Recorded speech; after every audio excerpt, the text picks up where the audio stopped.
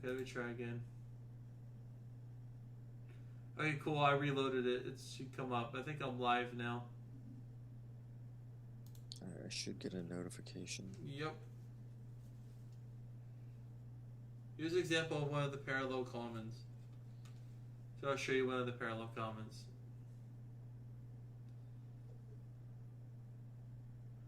Yeah, not sure if you can see it, but there's a rainbow shimmy, but it's hard like to get it in this light because the light's really bad in my room. Here's a parallel common, see? Okay, there we go. Now you're live. Okay. Oh, yeah. But yeah, now I'm actually going to show you the good cards, the parallel supers and all that stuff. Now I'm going to show you one of the... Yeah, the delay is actually not bad. It's like half a second, actually. Yeah, that you thought, yeah, so here's the... Oh, there's a parallel common of Stratos. Yeah, sorry the lighting's bad, but oh well. No, that's fine. But you can't see the shot, the reflection. Stratos. There we go, baby. Stratos. Yeah, so this is one of the few pack openings ahead. Oh, let me actually get one of the supers. So this, I put all like the commons in here, and I know it's like unconventional, but I'm gonna eventually get sleeves for all these stupid cards. There's so many different cards in here. Here are all the good cards. I have them like separate. All the good cards from the other ones. Surprising, I actually had organized that up here. So yeah, because Crane are just cheaper OCG products, so I just got those. So here's the OCG Blue Eyes White Dragon. I'm gonna go the older sets. See? Ooh, that looks so good. The green text make it look even better. I'm actually I put all my rares in here. Jesus, they're all clumped.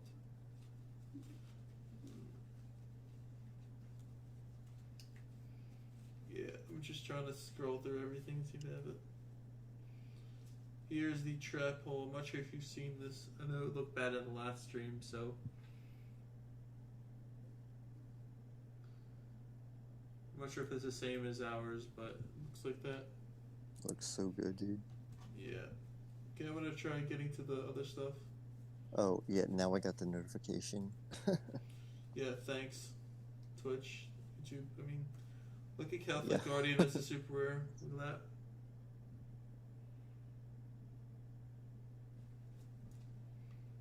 Yeah.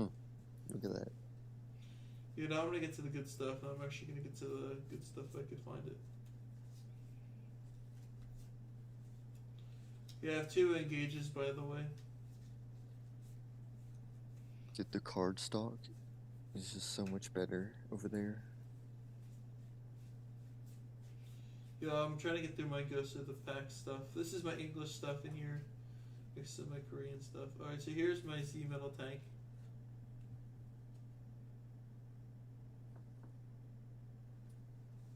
You want me to flick the card stock for the viewers? You can. Yeah, you gotta turn the light on. There's 2 lights in here. I don't have like a top light. I don't have one in this room. Damn. Hear that? Yeah. Good. Well, here are the best parallel stuff. Well, now we're getting to the parallel stuff. Now we're getting to the spicy shit. Trying to find the parallel rarity stuff.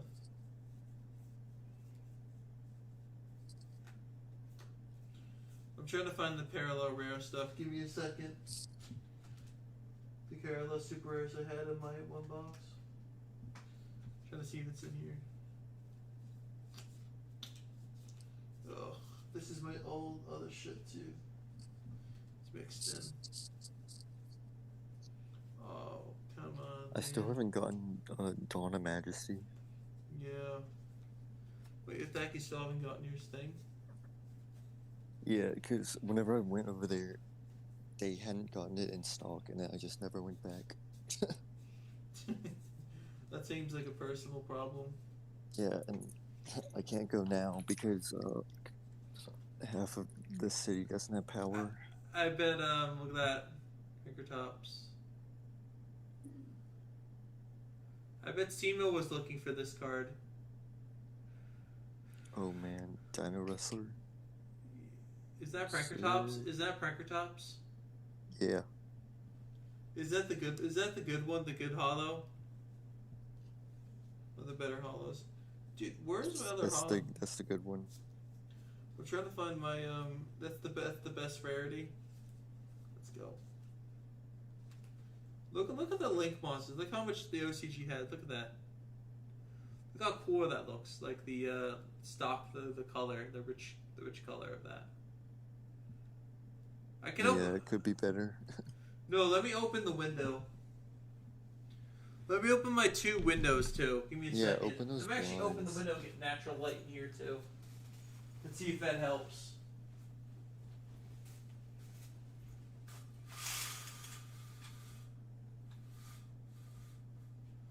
Yeah, come on, window. Open up.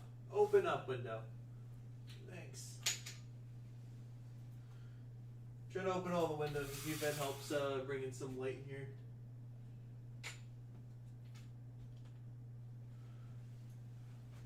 Let's try that and see if that helps. Alright.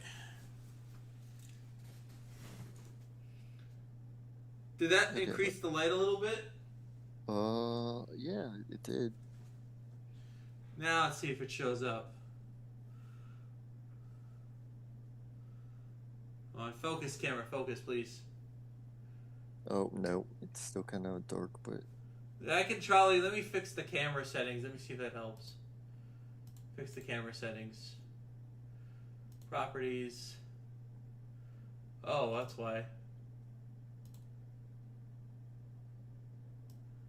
Brightness is 4.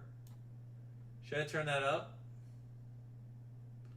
Oh, Saturation is yeah. 42. Let's see what the defaults are for this. Ugh. Oops. Let's see if this is better. Oh my god, that's worse. Yeah, that's better. Really? Mm-hmm. You can actually see it. It looks worse. The settings look worse. Dude, the settings look worse. What do you mean it looks so washed out? Well, I can see it at least. Try to lower. Okay, there we go. Well, now it's focusing.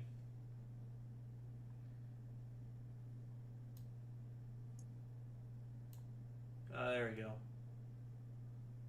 Whatever, I don't care. At this point, as long as I'm... Oh, Discord, it shows you live on YouTube. Nice. Yeah, Like, so it you has, see like, like the the car... purple- Like, I know you can't see it. I know like the quality is being weird right now on my camera, but... I can see You it. can see like the... You can kind of see the... It's better to see it in person. Yeah. Oh yeah, so here's the parallel rare, super rare of Harpy's Feather Duster. Oh, let me actually get the other Harpy's Feather Duster and compare. One sec. So here is the parallel super rare of Harpy's Feather Duster. This is the OCU one. Look at that. Mm. Here's the one. This is the ones I'm gonna. These are parallel super rares. So ready? Let's see.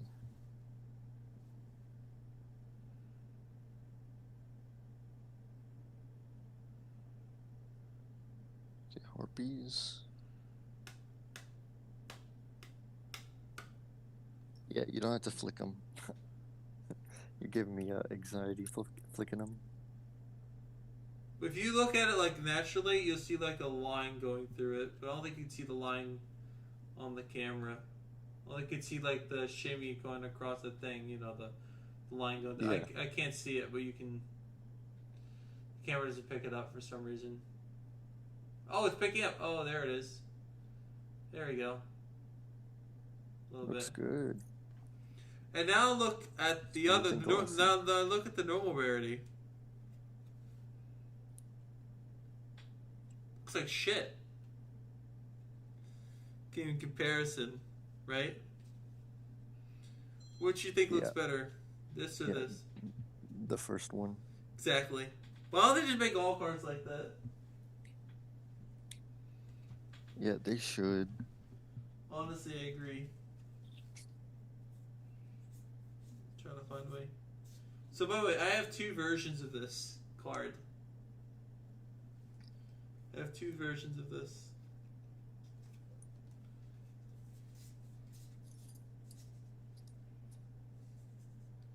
I'm not sure how good this card is, but oops.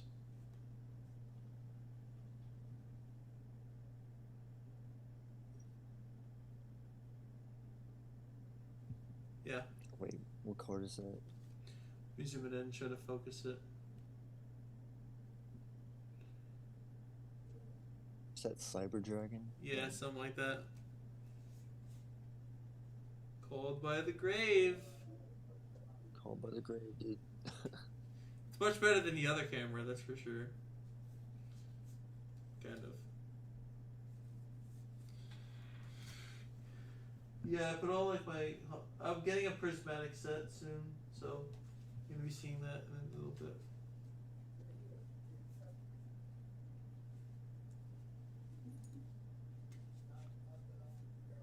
Alright, so here's the Dark Arm Dragon.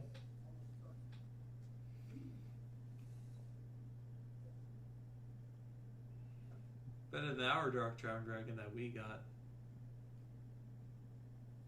Dude. And Dad. So good. Luckily now it's no longer limited, but...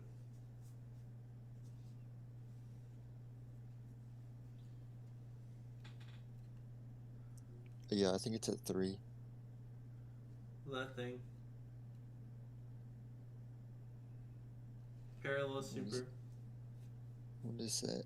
I think it's Fairywood. I know it's something really bad. It was a trap card. Yeah. Dark Magician of Black Chaos.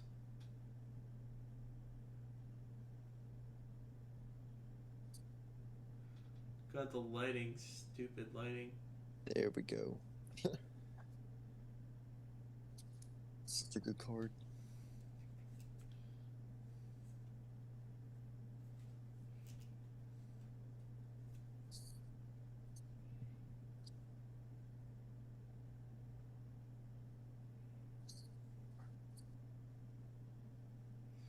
That.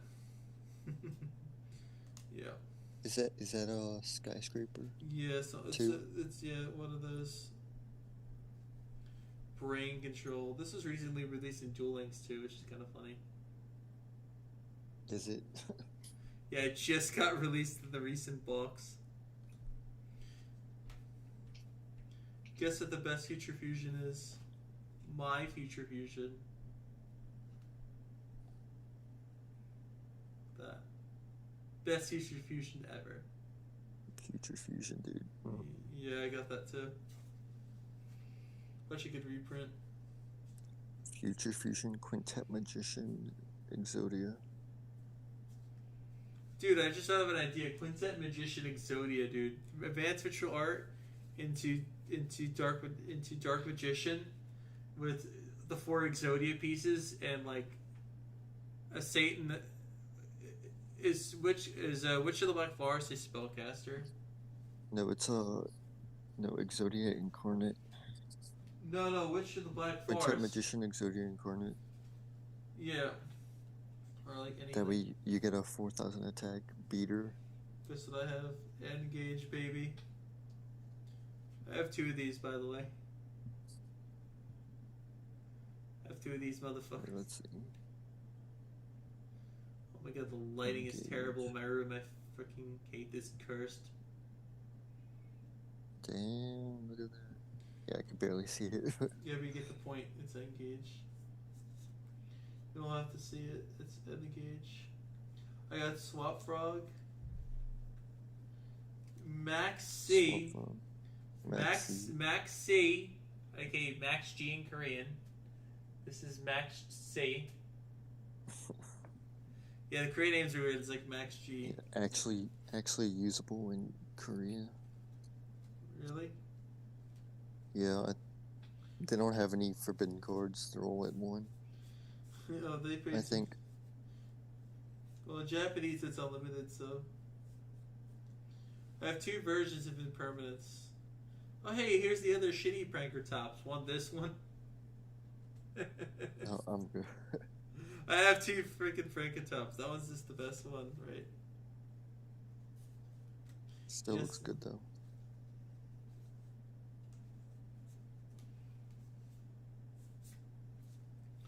I have an Ash Blossom too, don't I? Didn't I pull an Ash Blossom the last time we pulled? Oh yeah, this is the second Hyper Fabrax. I'm not sure which one's the better. Yep. I have 1 to 2 different rarities on it apparently. Yeah. Get used to having 3 Ash Blossoms in every deck you make. In a Master Duel. Yeah, I know. Oh yeah, here's the other Ghost Girl. I'm hoping I get this, but for tour guide. Look at that rarity, man. Look at that. Oh yeah. So good. Look at that.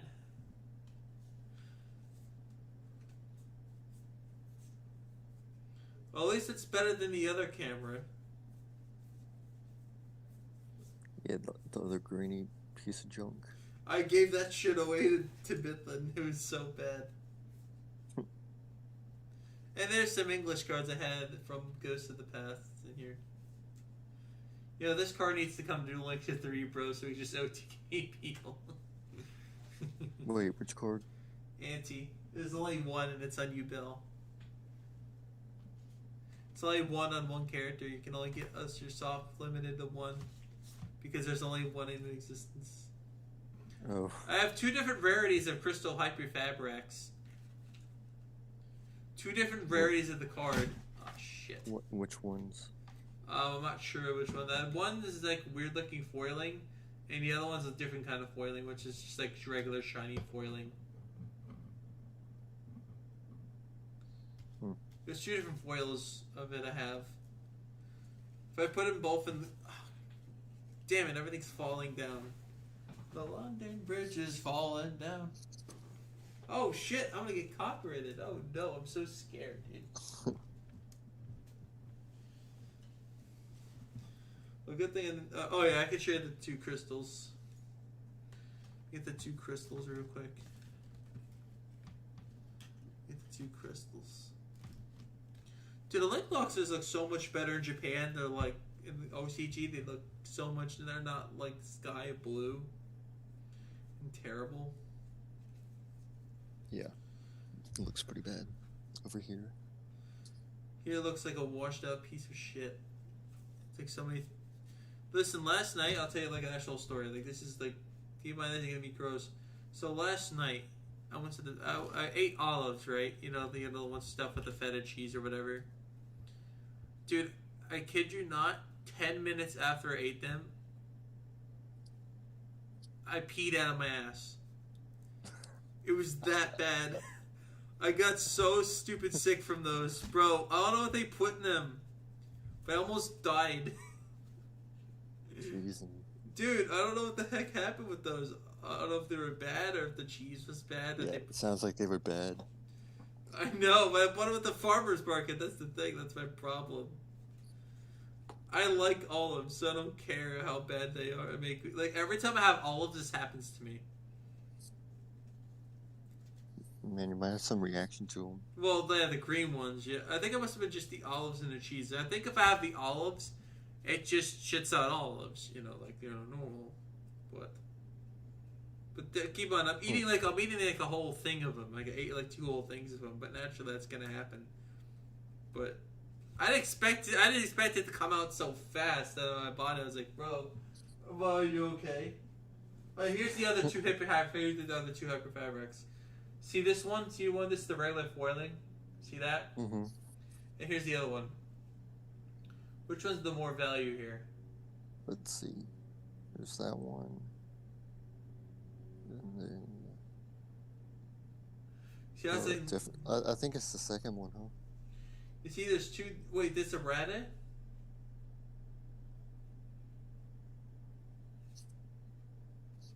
It's hard to tell with no light, but the second one. Listen, it's gonna get brighter in the afternoon. I promise you, it's gonna get brighter.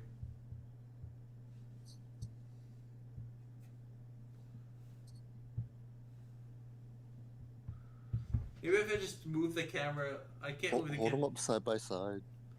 There we go. Can't get in the frame.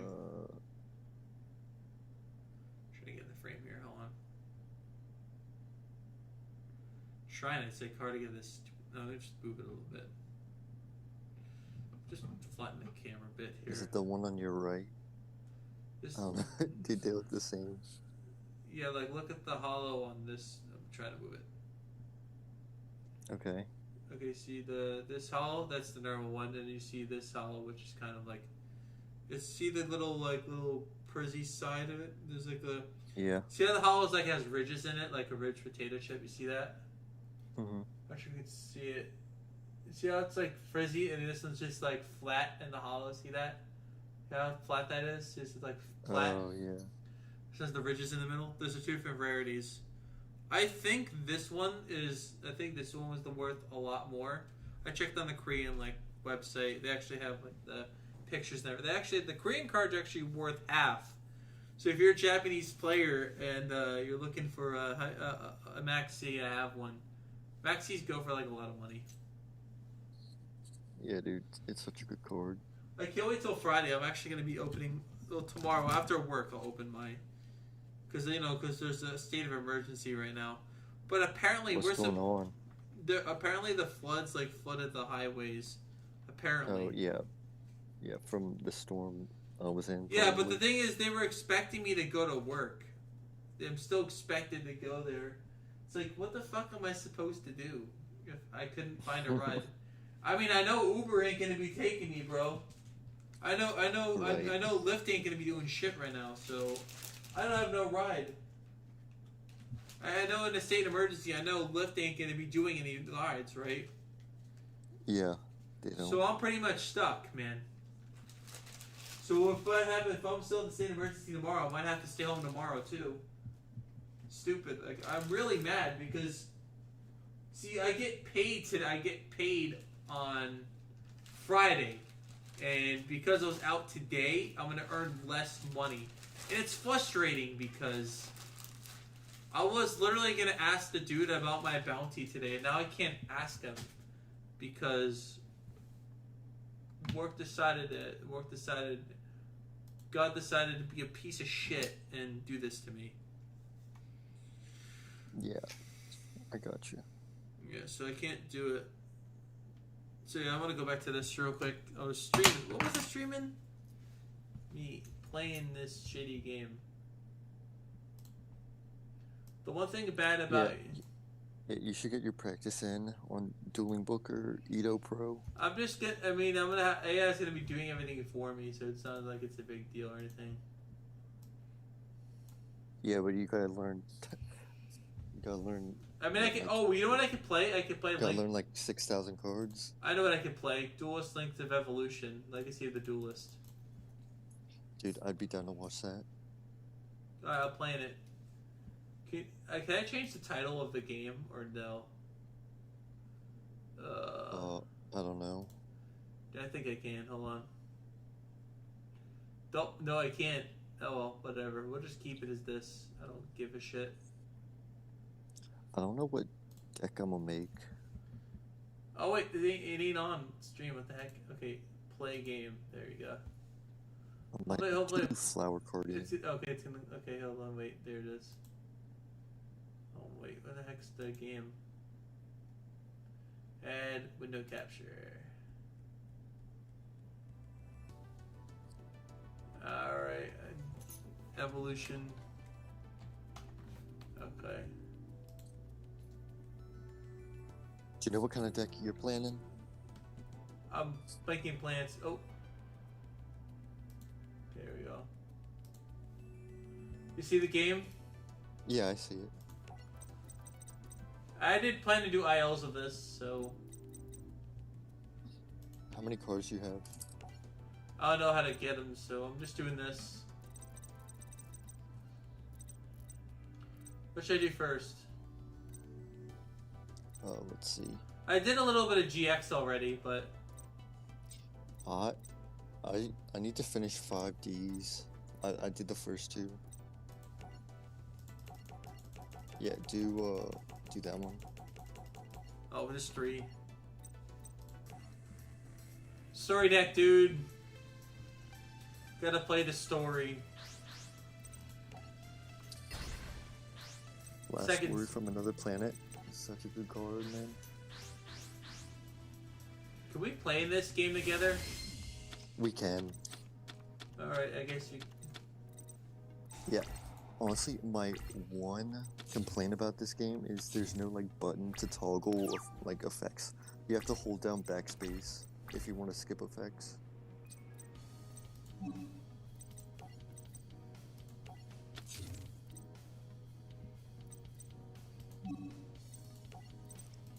Yeah, you should set in main phase too. Just a tip. I'm used to playing dueling. Yeah, I know.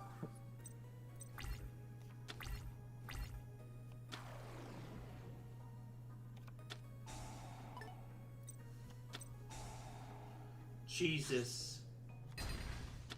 This wasn't in the anime! Oh shit! Oh. Flip your monster up, idiot!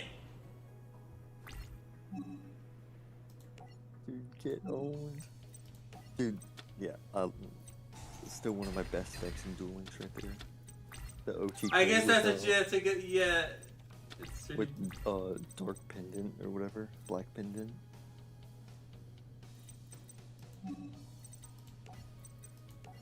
Yep, and then gets blown out by Mirror Force. So good.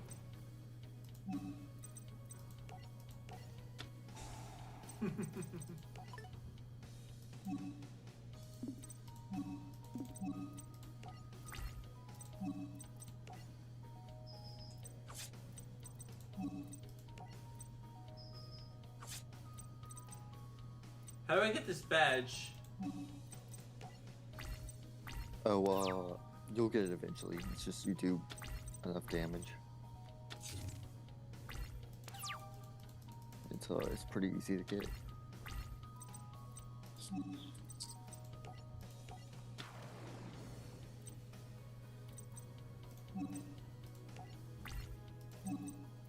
Mammoth Graveyard, dude. Wow!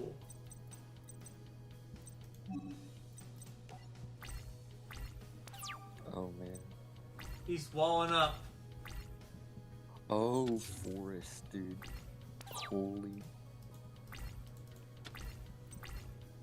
Dude, the field spell.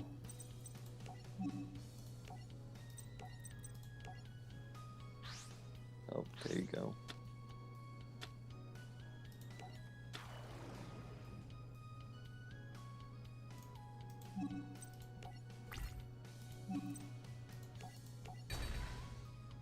Did you see the history of Japanese TCGs?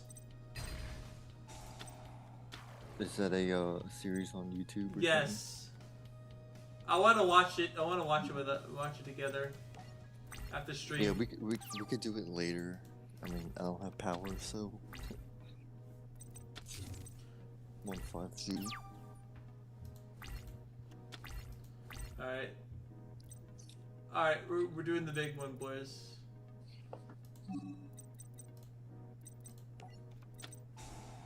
Yeah.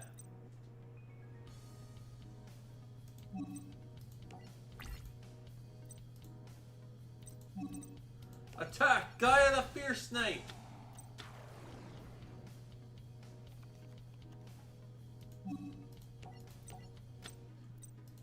Ugh. Hercules Beetle. Yeah, he drew his Insect Queen like an idiot. He can't play it. There's an up tree train of Insect Queen.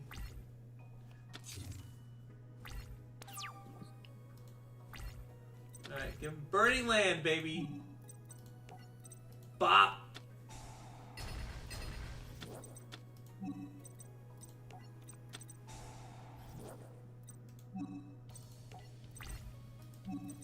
Hit him.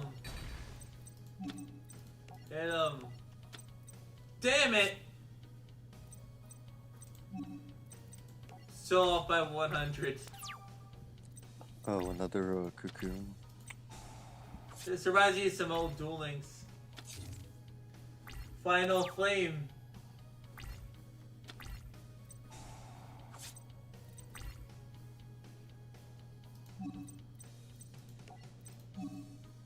Yeah, Burning Land.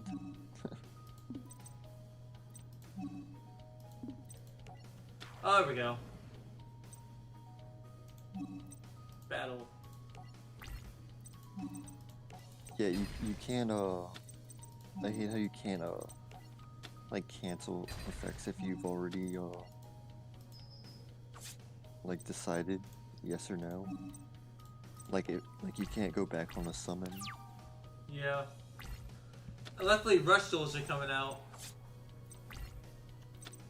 Right. Hey, no Halo, what the heck? Horn of the Unicorn finish.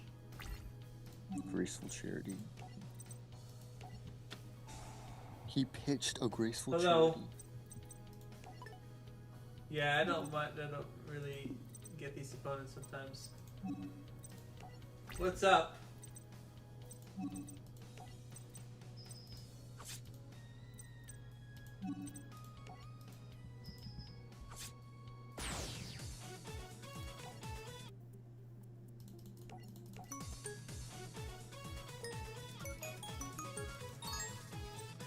There you go, baby. See you, Weevil. Just...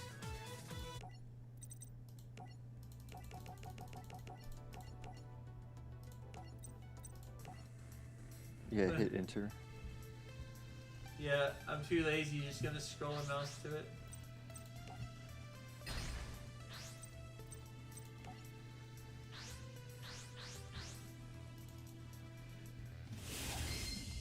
Chair design mirror force, so I'm going second.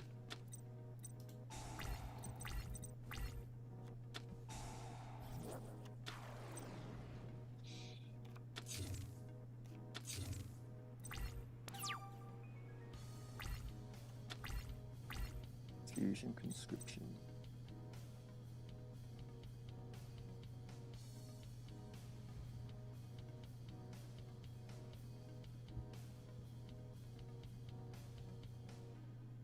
A Graceful Charity. Dude, I didn't know Joey had Graceful Charity.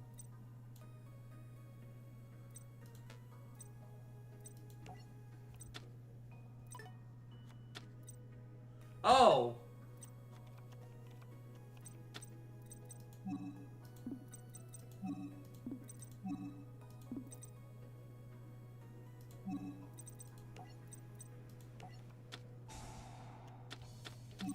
Oh, Jesus. This hand's busted.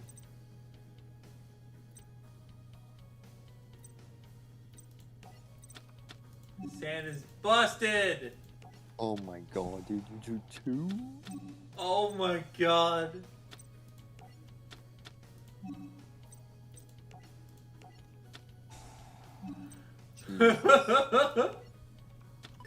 We're higher for you right now.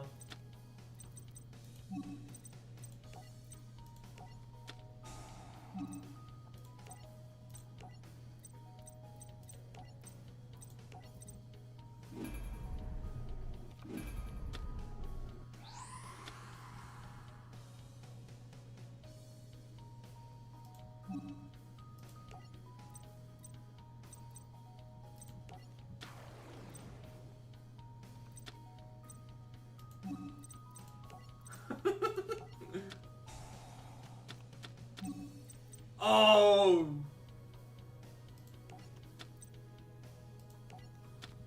Yeah, this guy's dead. Ah, Icarus Oh attack. shit. Honestly, I would pitch the I would have pitched the poly. Got the Jerry Beans, man, though.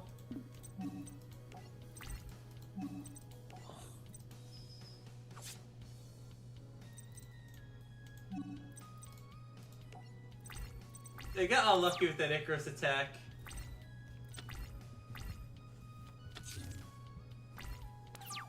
Now I just gotta hope for a polymerization, maybe. Grave Robber.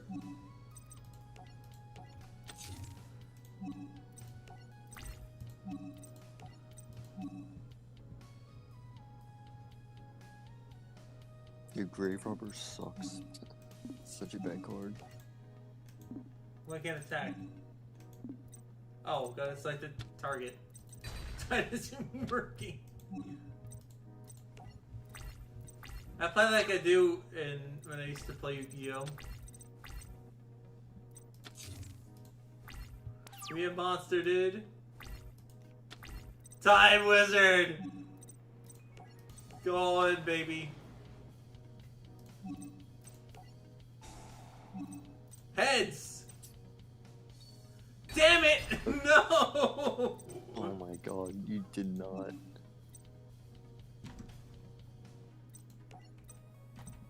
Oh, I like do the thing. Oh my god. I'm gonna be shooting ILs at this game soon, so that's what you gotta do in the run, actually. Gonna go. Wait, you quit? I mean, I was gonna lose anyway. I had no monsters. Remember, they're all in the grave.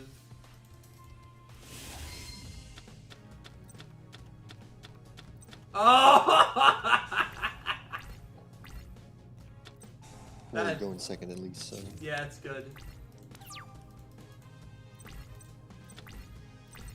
I think actually I'm gonna summon Oh, Time man. Wizard first, and do it like this. I'll be smart about it. Heads. Yeah.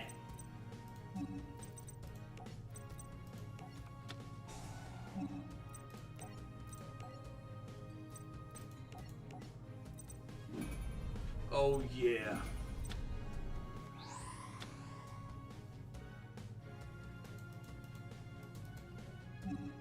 Now that's a smart play this time. Damn, and then Mountain boosts the 1000 Dragon. Yup. Actually gonna take Baby Dragon.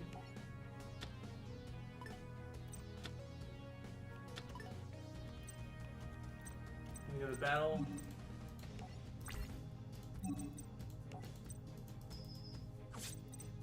I want Time Wizard of tomorrow.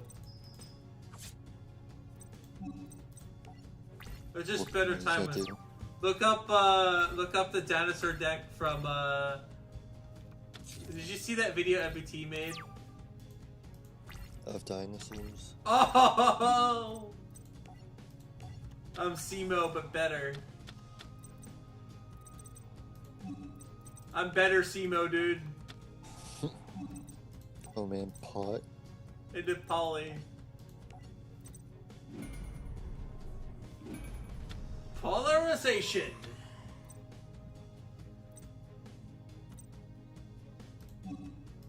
Attack position.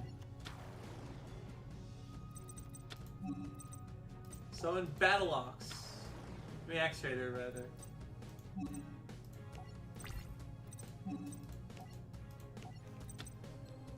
Yeah.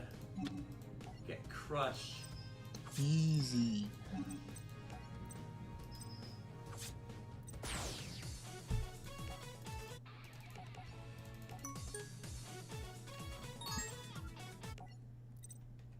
Oops. No, won't buy anything.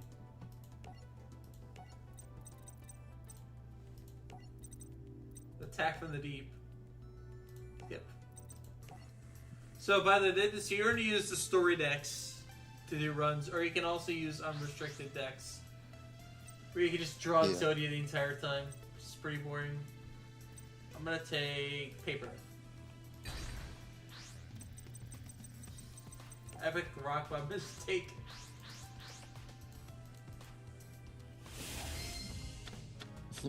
Yeah, nice paper. Oh, that's good though, because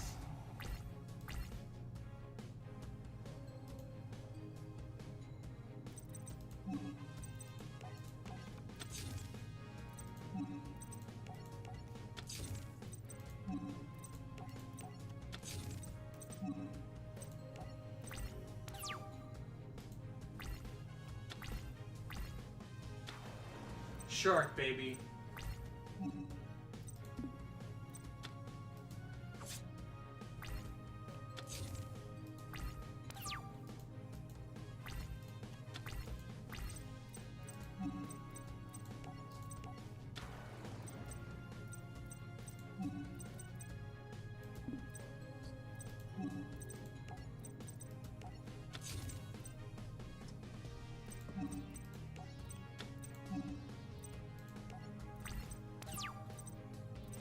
I attack the moon!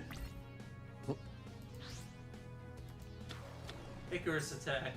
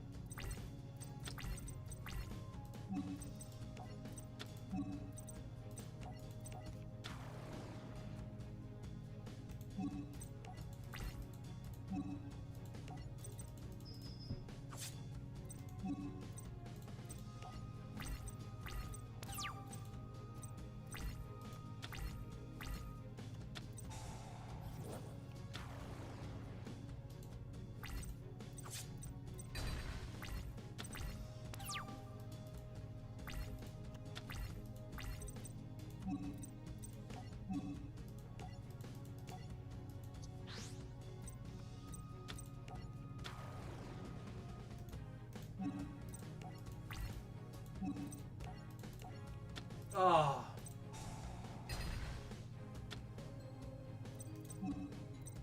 Oh, it just prevents him from taking damage. That's fine. Oh. Yeah, tornado wall. Yeah.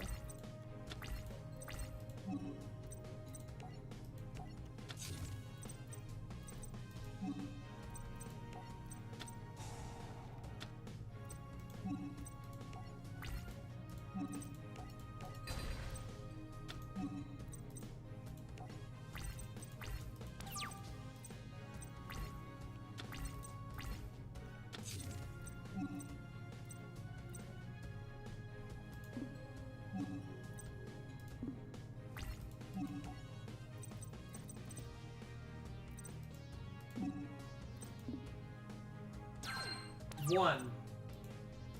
Winter, hello. Altergeist, how you doing? Sorry I saw your message so late. My apologies.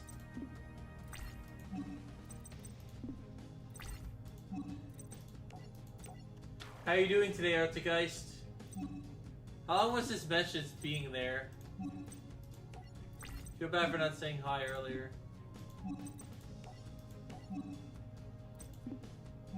I was so busy playing the game I didn't get to see the message. And plus it's on the other side of the screen. Ah, turned it all.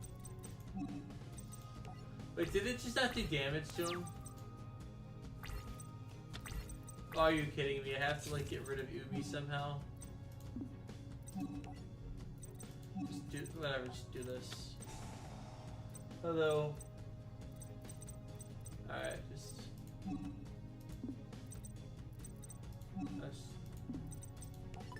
Yeah, you gotta select the. just get rid of it. Alright, cool, I can set.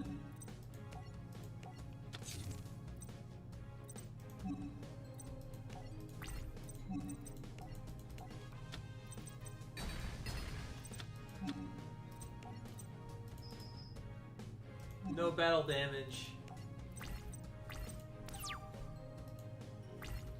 There's no way I can out this. in my deck, I don't think.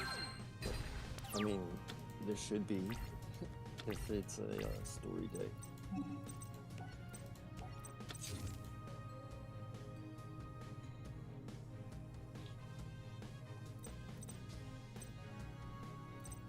Hey, Yeah. hey. What's up? Oh, sorry.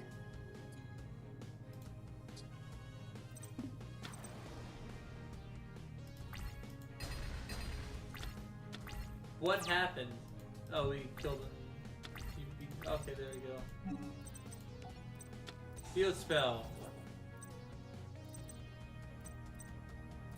I can't hit because of tornado wall. Stupid tornado wall, dude. Come on, tornado wall. I need to find out for you. Well, let's just do Horn the Unicorn.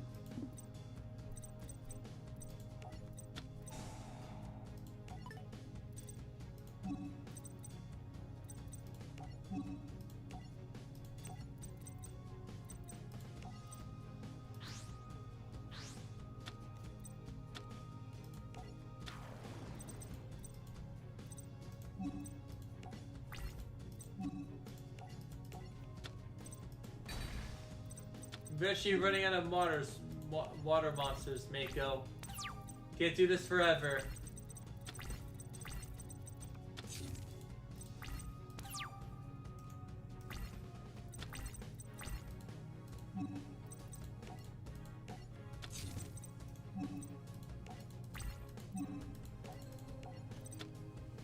Flying fish.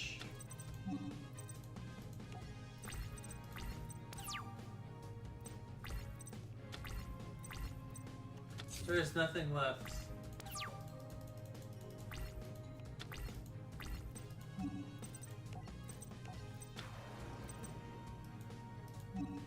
Punch the moon!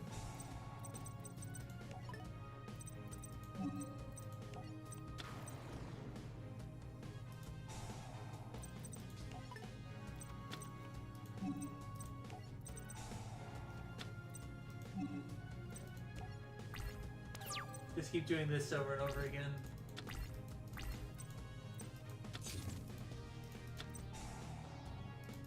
Oh no. The Oath of Whale.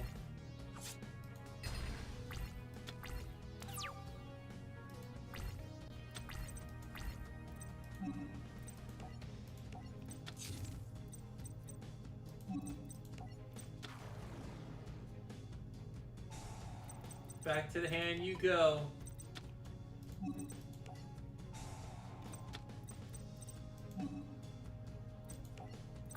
Come on, man.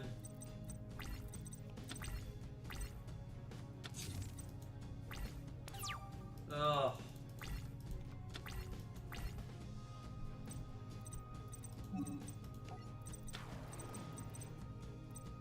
Let's do the Golem Sanctuary bank. That's the hand you go.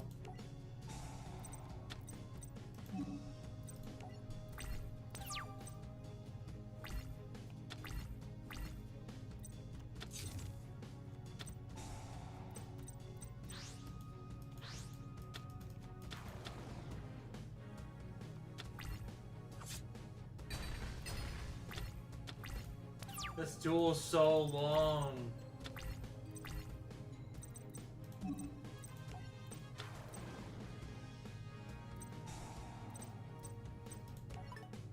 Back to the hand you go.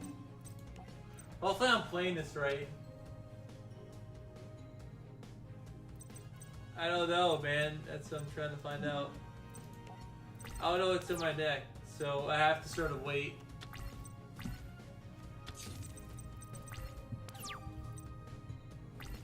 We'll find it eventually.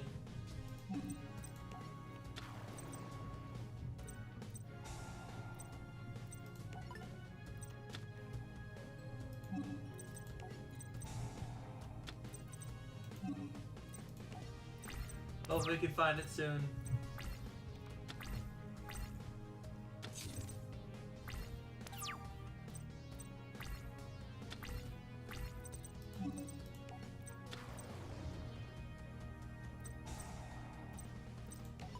It's probably on the bottom of the deck.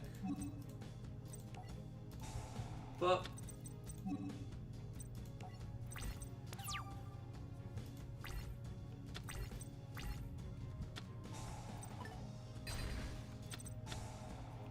Oh,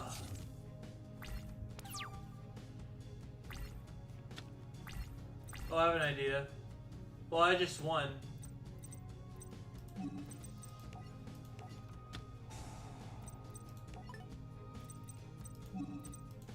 So, I mean, he's got nothing for me, so... Well, I figured out what outfit. One of the unicorn.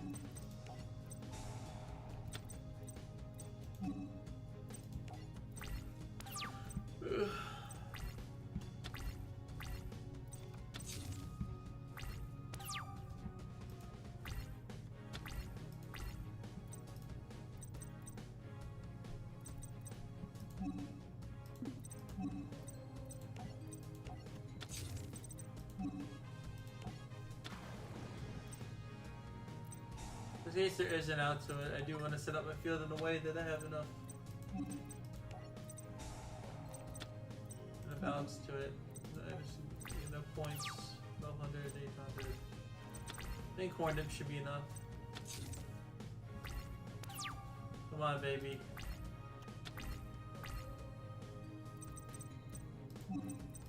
We have an out to this thing. What's a genius plan?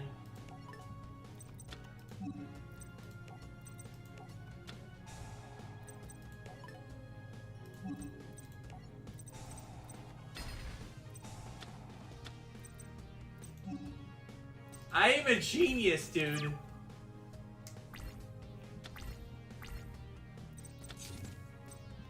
This is some 5-head plays right here.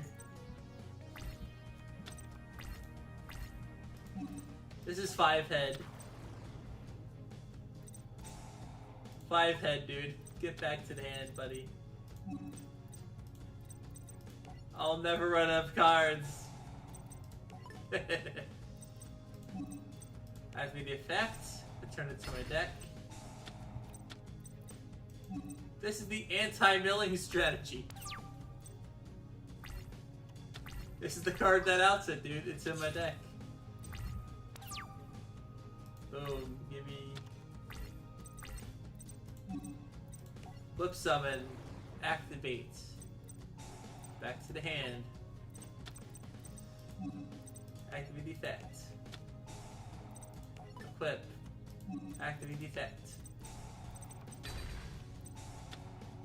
Power of the Horn of the Unicorn, boys.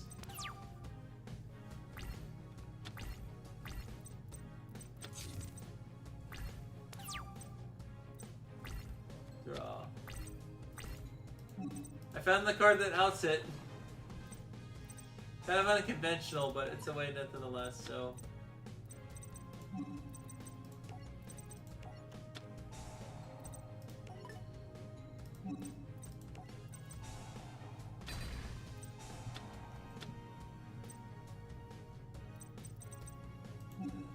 I mean, the duel's almost over, so...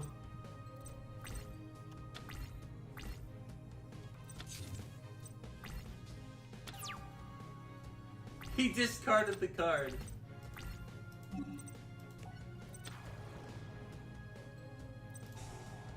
I mean, now I can do it. I mean, I'm enough card ahead of him now. I'm enough cards ahead of him now. I don't have to do it. I can see what's in my deck. Just want to get enough ahead.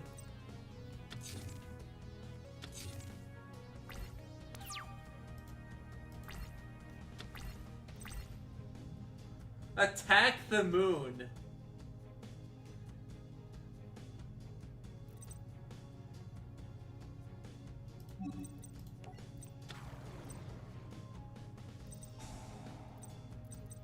I think that's a route.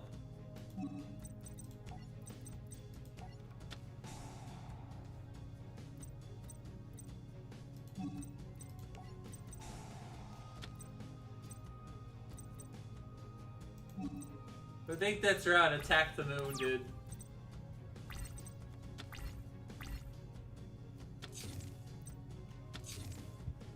You found it.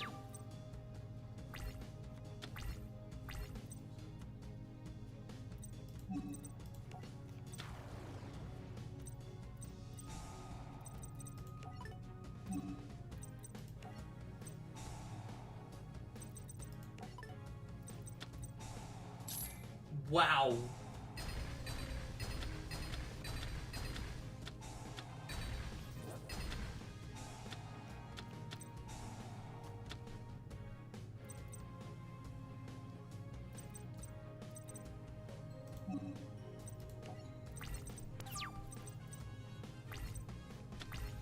This has been an amazing interactive duel. Oh, go away.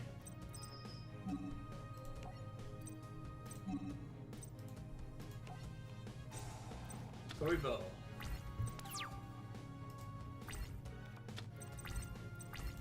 I summon Beaver Warrior in attack mode. Double Horned.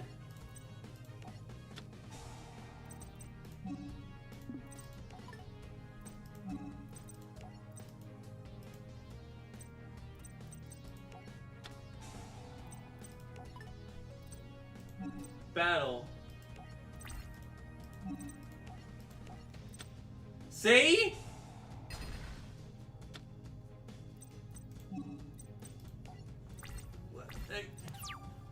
That was my out to the deck, mate, and I just lost it because Transfer Tribute.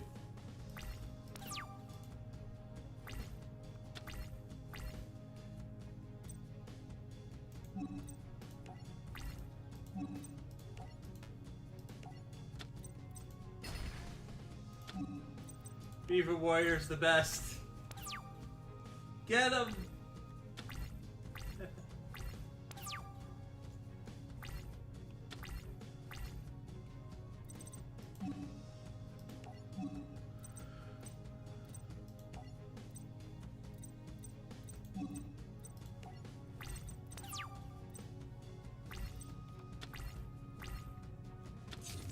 Attack the Moon needs to come to Duel Links.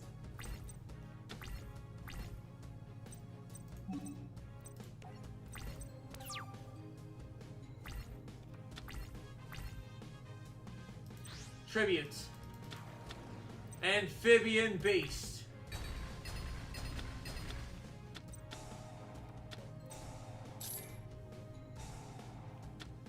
Chain Strike.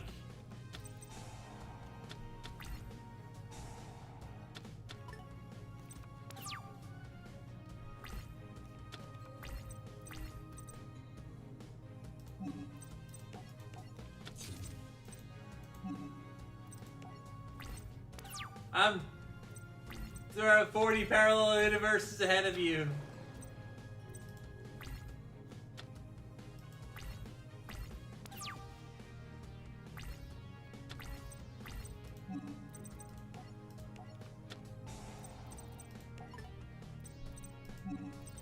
You can't out this, Mako. You can't out it. It's impossible.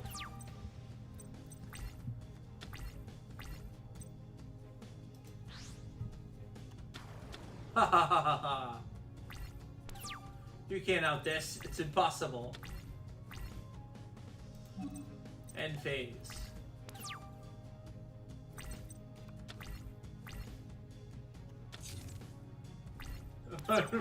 Deck out.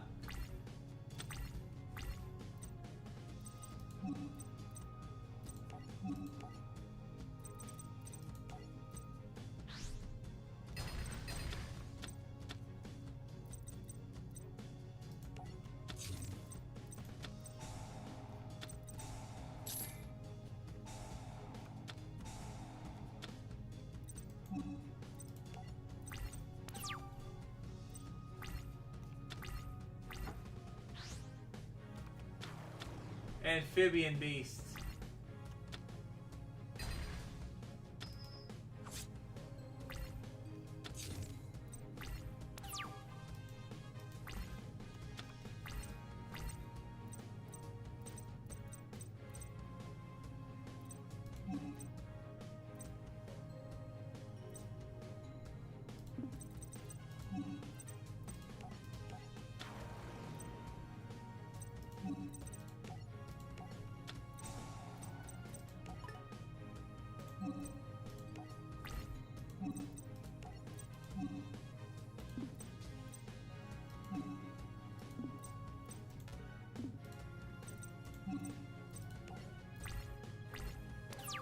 deck out. The jellyfish.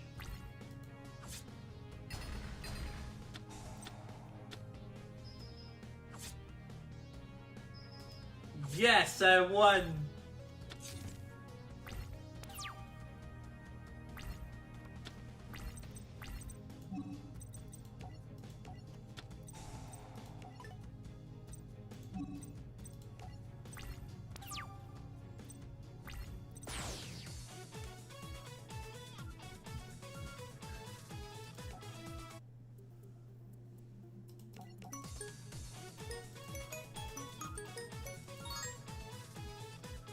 That's all I got.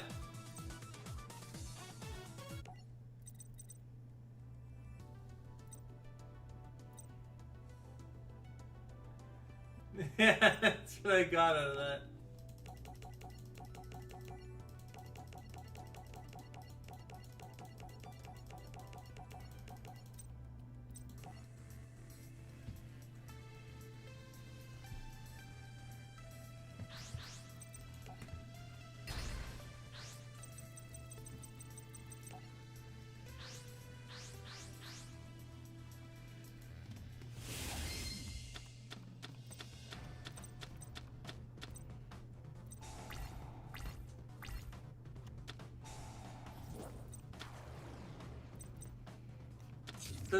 This is an original Duel Links strat, by the way, with 2 Hanging Cataracts.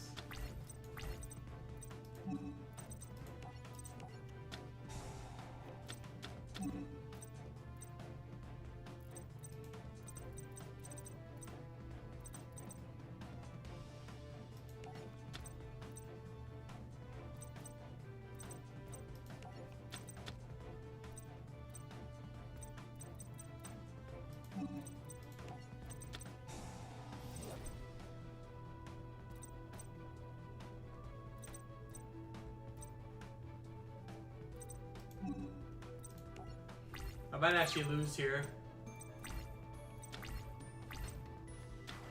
Need to draw a Flame Swordsman.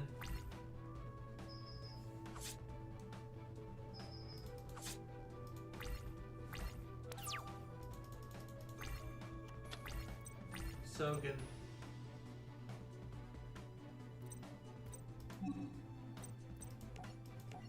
I have to set.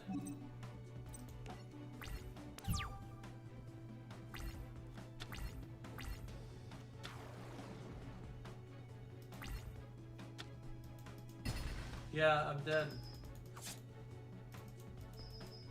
Need to draw a Time Wizard.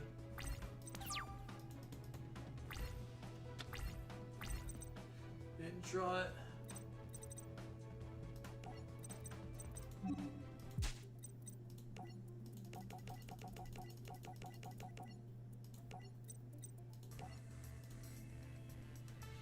Yeah.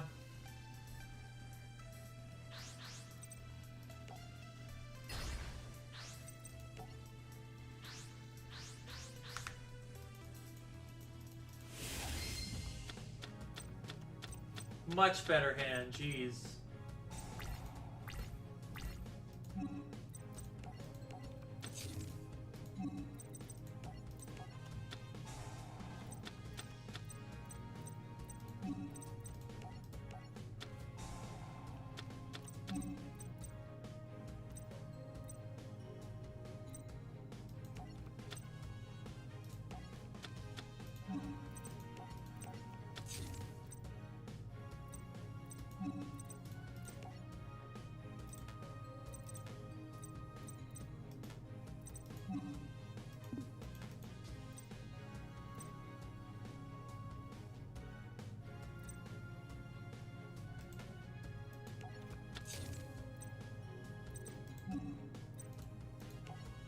I have first, it doesn't matter.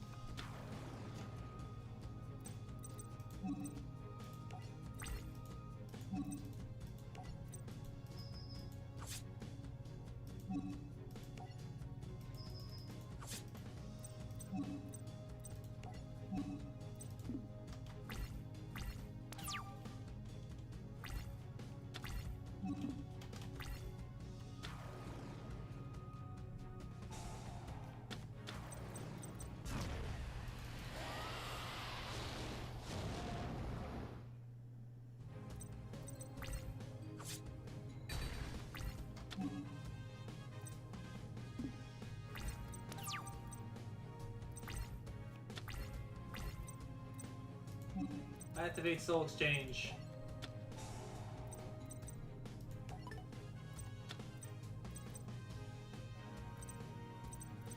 Let's summon Swamp Battle Guard in attack mode.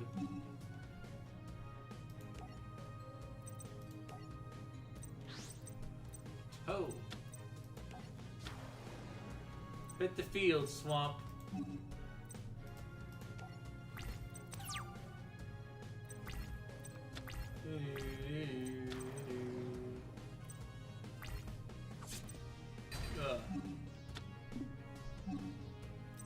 No.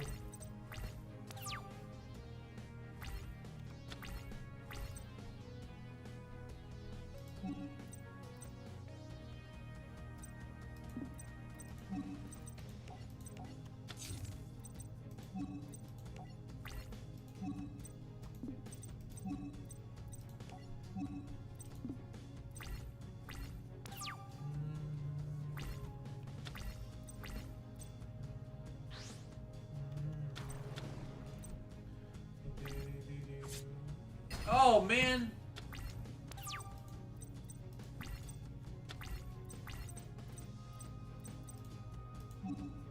Oh, let's risk it for the biscuit.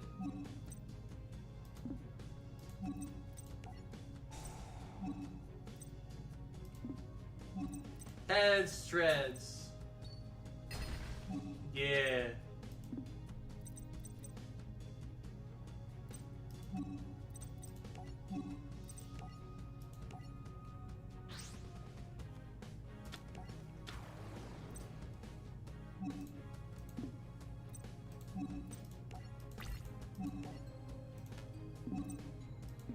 Oh my god.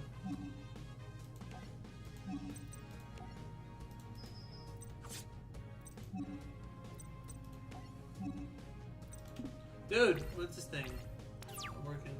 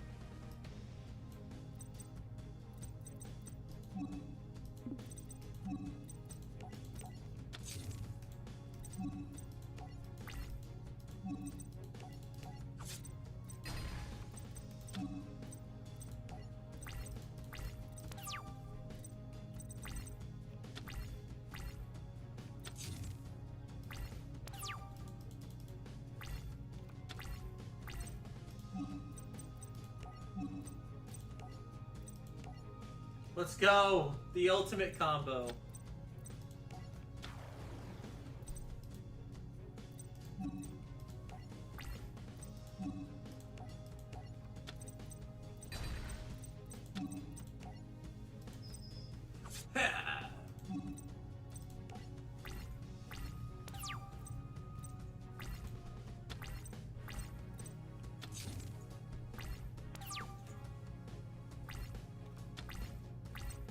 Let's summon Axe Raider in attack mode.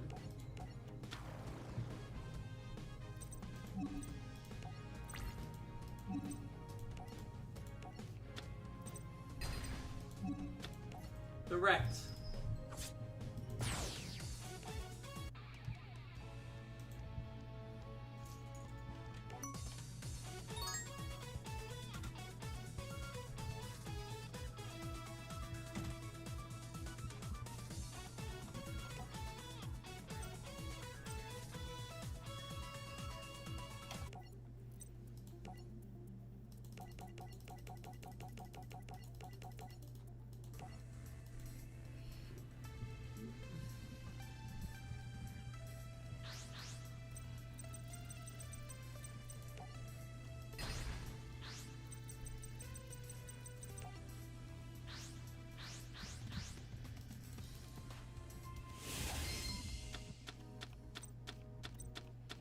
Cyber Commander.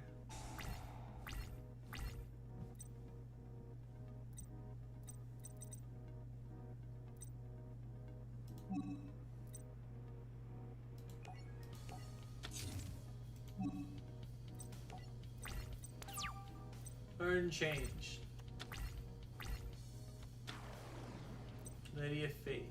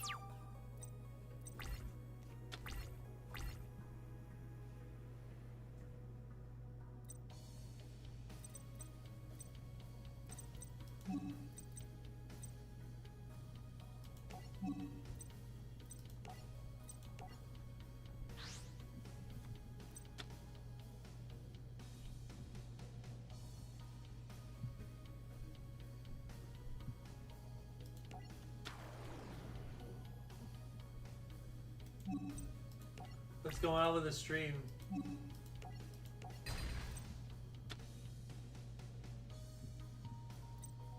I know.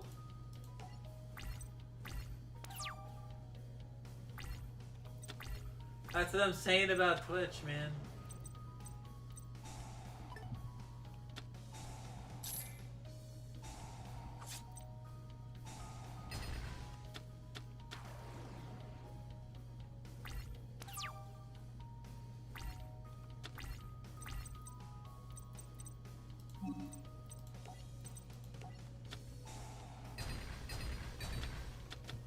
Well, I mean, he's been doing this for a long time, so it makes sense.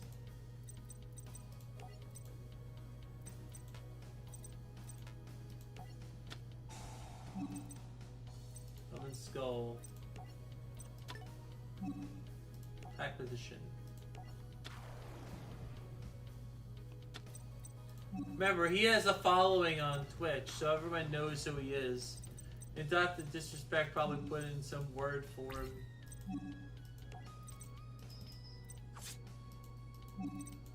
Plus, the algorithm has been catching his drama situation lately, so that's something to consider.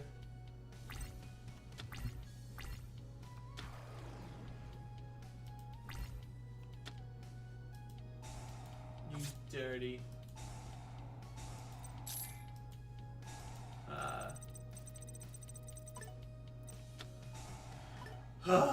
Mill.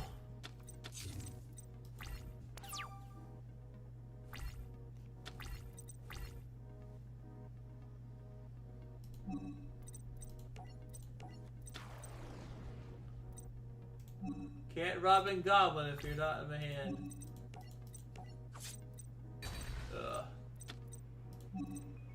Direct attack.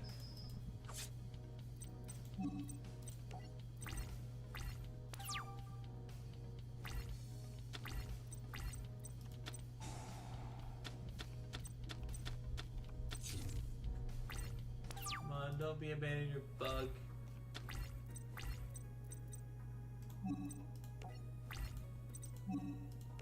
Please don't abandon your bug. At least it's electric lizard, so we're fine.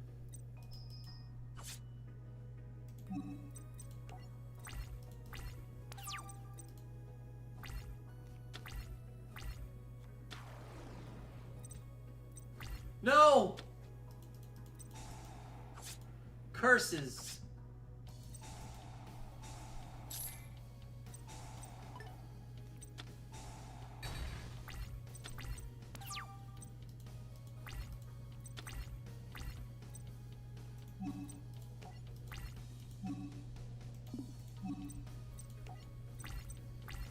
Summon Skull.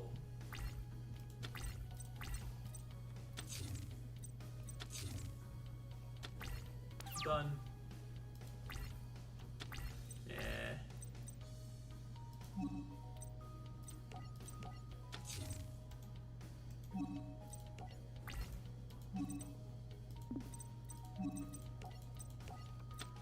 Oh no. Actually, that's good. I don't mind that at all.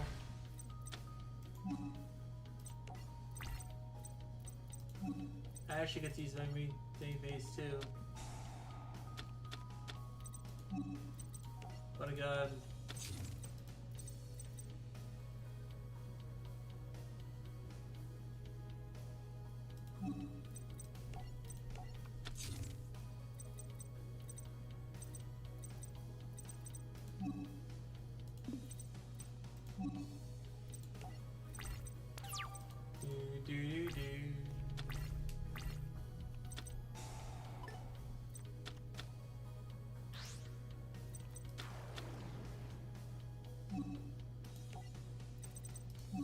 Or to heaven.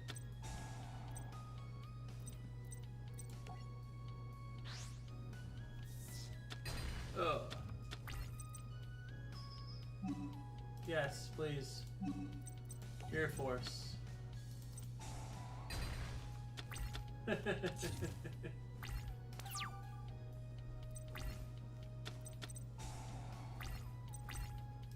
Activate.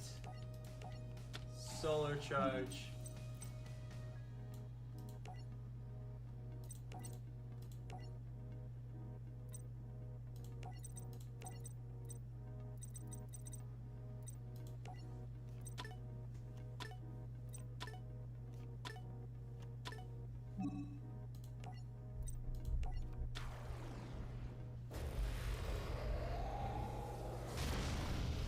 Sick.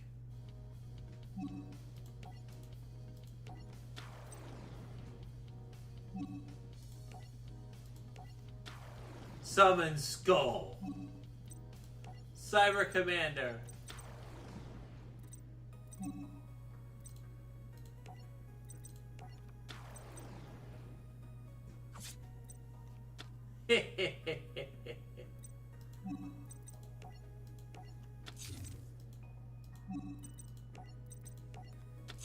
Beat that. You can't.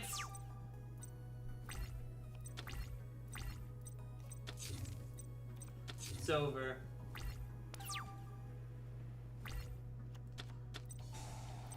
Ah! Oh my god. No. Oh my god.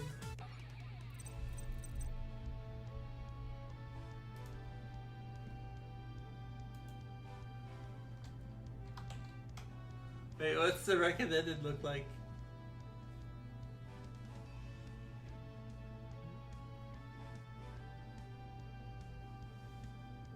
Alright, you know, we're gonna do something different now.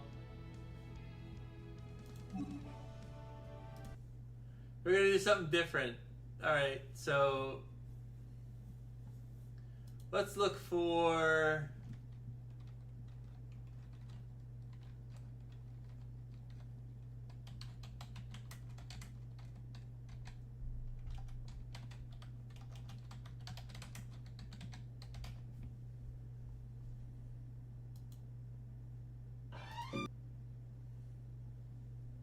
Alright, let's watch these. Ready? We're gonna watch them together.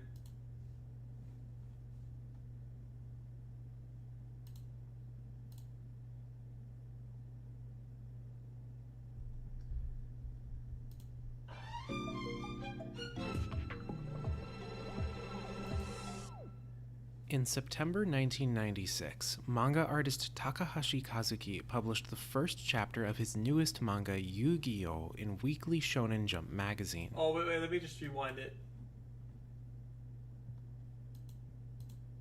There you go, now you can see it, right? You can see it, right?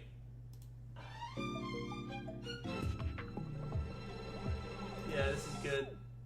In September 1996, manga artist Takahashi Kazuki published the first chapter of his newest manga, Yu-Gi-Oh! In Weekly Shonen Jump That's better magazine. quality. Takahashi's concept for the series was simple. Every week, the cast played a different game, with the physically weak protagonist Muto Yugi magically transforming into his second self to become a master gamer and defeat that week's antagonist before back punishing real them for quick. their I crimes, just, whether they were a high school bully, gonna an actually, abusive get teacher, some, or an escaped convict. While the premise food was real successful quick, enough with and then I'm Takahashi's going target to- audience, it took until November for the series to really take off. no, Takahashi adapted the Western trading card game Magic the Gathering into the Game of the Week for Yu-Gi-Oh's 9th chapter, creating a game called Magic and Wizards that played fast and loose with its rules to portray something that would be exciting to see illustrated.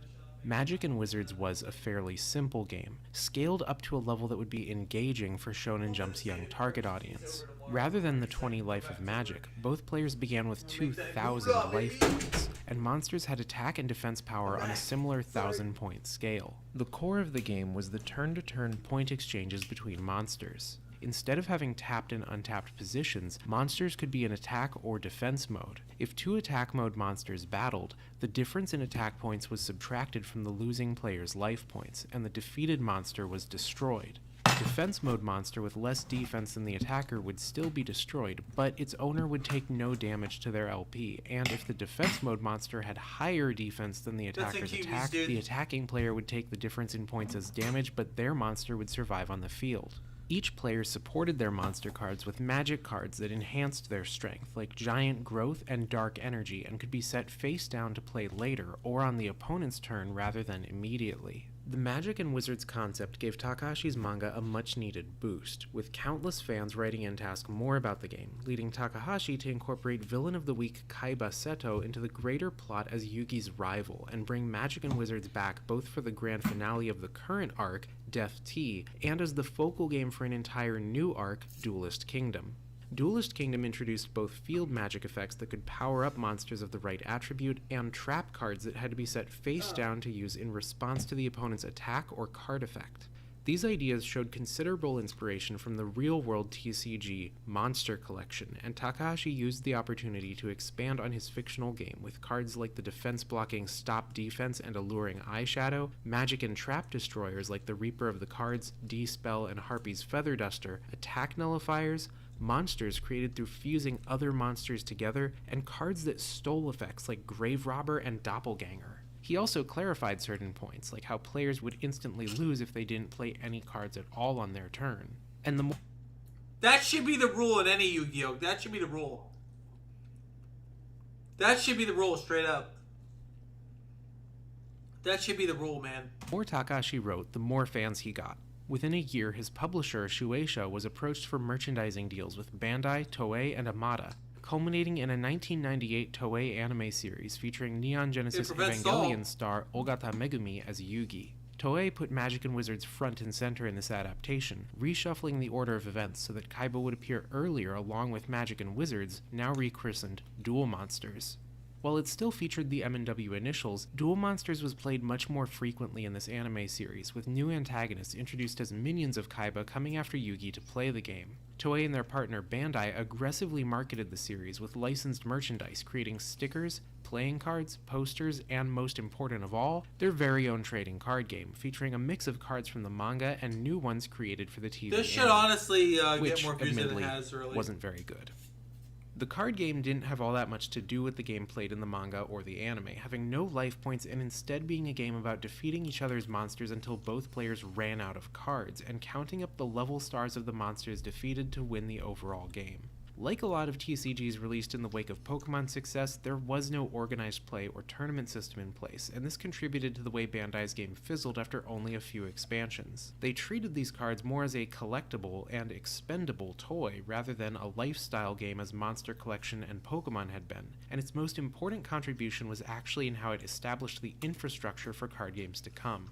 Rather than distributing the game using a sealed booster box model, Bandai distributed their Yu-Gi-Oh! Cards by repurposing the Cardass vending machines they had been using to distribute collectible cards since 1988. Many storefronts already had Cardass machines available. I wish we had a card machine. So, just as they had done for the Pokemon trading card game's vending machine series, they simply swapped out the contents and front displays of their machines with those for Yu-Gi-Oh! However, Cardass cards did not follow standard playing card sizes as Magic the Gathering, Pokemon, and Moncole had.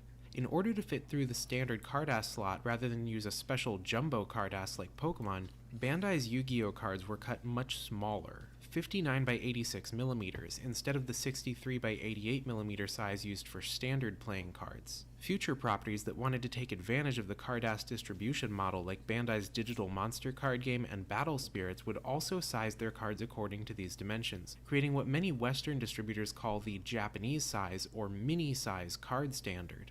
Bandai and Toei's partnership with Shueisha was not to last. During the course of the Toei anime's run, Takahashi and his publisher were approached by video game developer Konami to create a licensed Yu-Gi-Oh game based on the manga's Capsule Monster Chess, a figurine game inspired by the Vilgust Gachapon toys of the early 1990s. It made sense for Konami to do it. They were an established video game developer and a regular sponsor of Toei's Yu-Gi-Oh anime, frequently appearing in the credits for episodes as having provided funding. Their PlayStation adaptation of Capmon, titled Yu-Gi-Oh! Monster Capsule Breed and Battle, was well received in Japan. That looks like Pokemon! Doesn't it? Look at the eggs.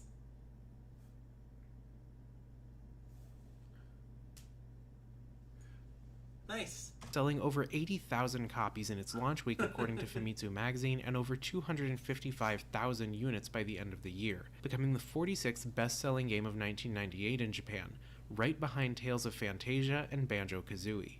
However, the real star of that year wasn't Breed and Battle. It was the game Konami made after it. With every sealed Breed and Battle disc, Konami packed in a set of holographic Magic and Wizards cards. Not officially licensed Bandai cards, but Konami-made cards modeled directly after the manga. Dude!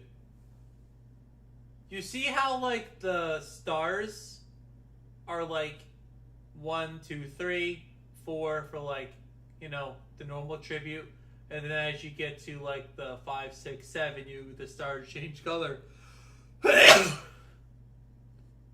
then 8 through 12 being red. Dude, I like that idea. Why don't we have that in our game? Like, why doesn't it, like, change the, like, 5 through 7? It's easy to remember. 5 through 6 is yellow and green. Light green and yellow, meaning 1 tribute. And these equaling 7 or 8 or more tributes, red. That's so good. Why don't we do that? That would make it easier for players to remember. Especially new players that are just getting into the game. After the success of Capsule Monsters Breed and Battle, Konami approached Takahashi and Shueisha to license a second game adapting the trading card game and the ongoing Duelist Kingdom arc of the manga, this time for the Game Boy, which, thanks to the then recent success of Pokemon Red, Green, and Blue, had much greater market penetration with Yu-Gi-Oh's elementary school target demographic than the PlayStation did.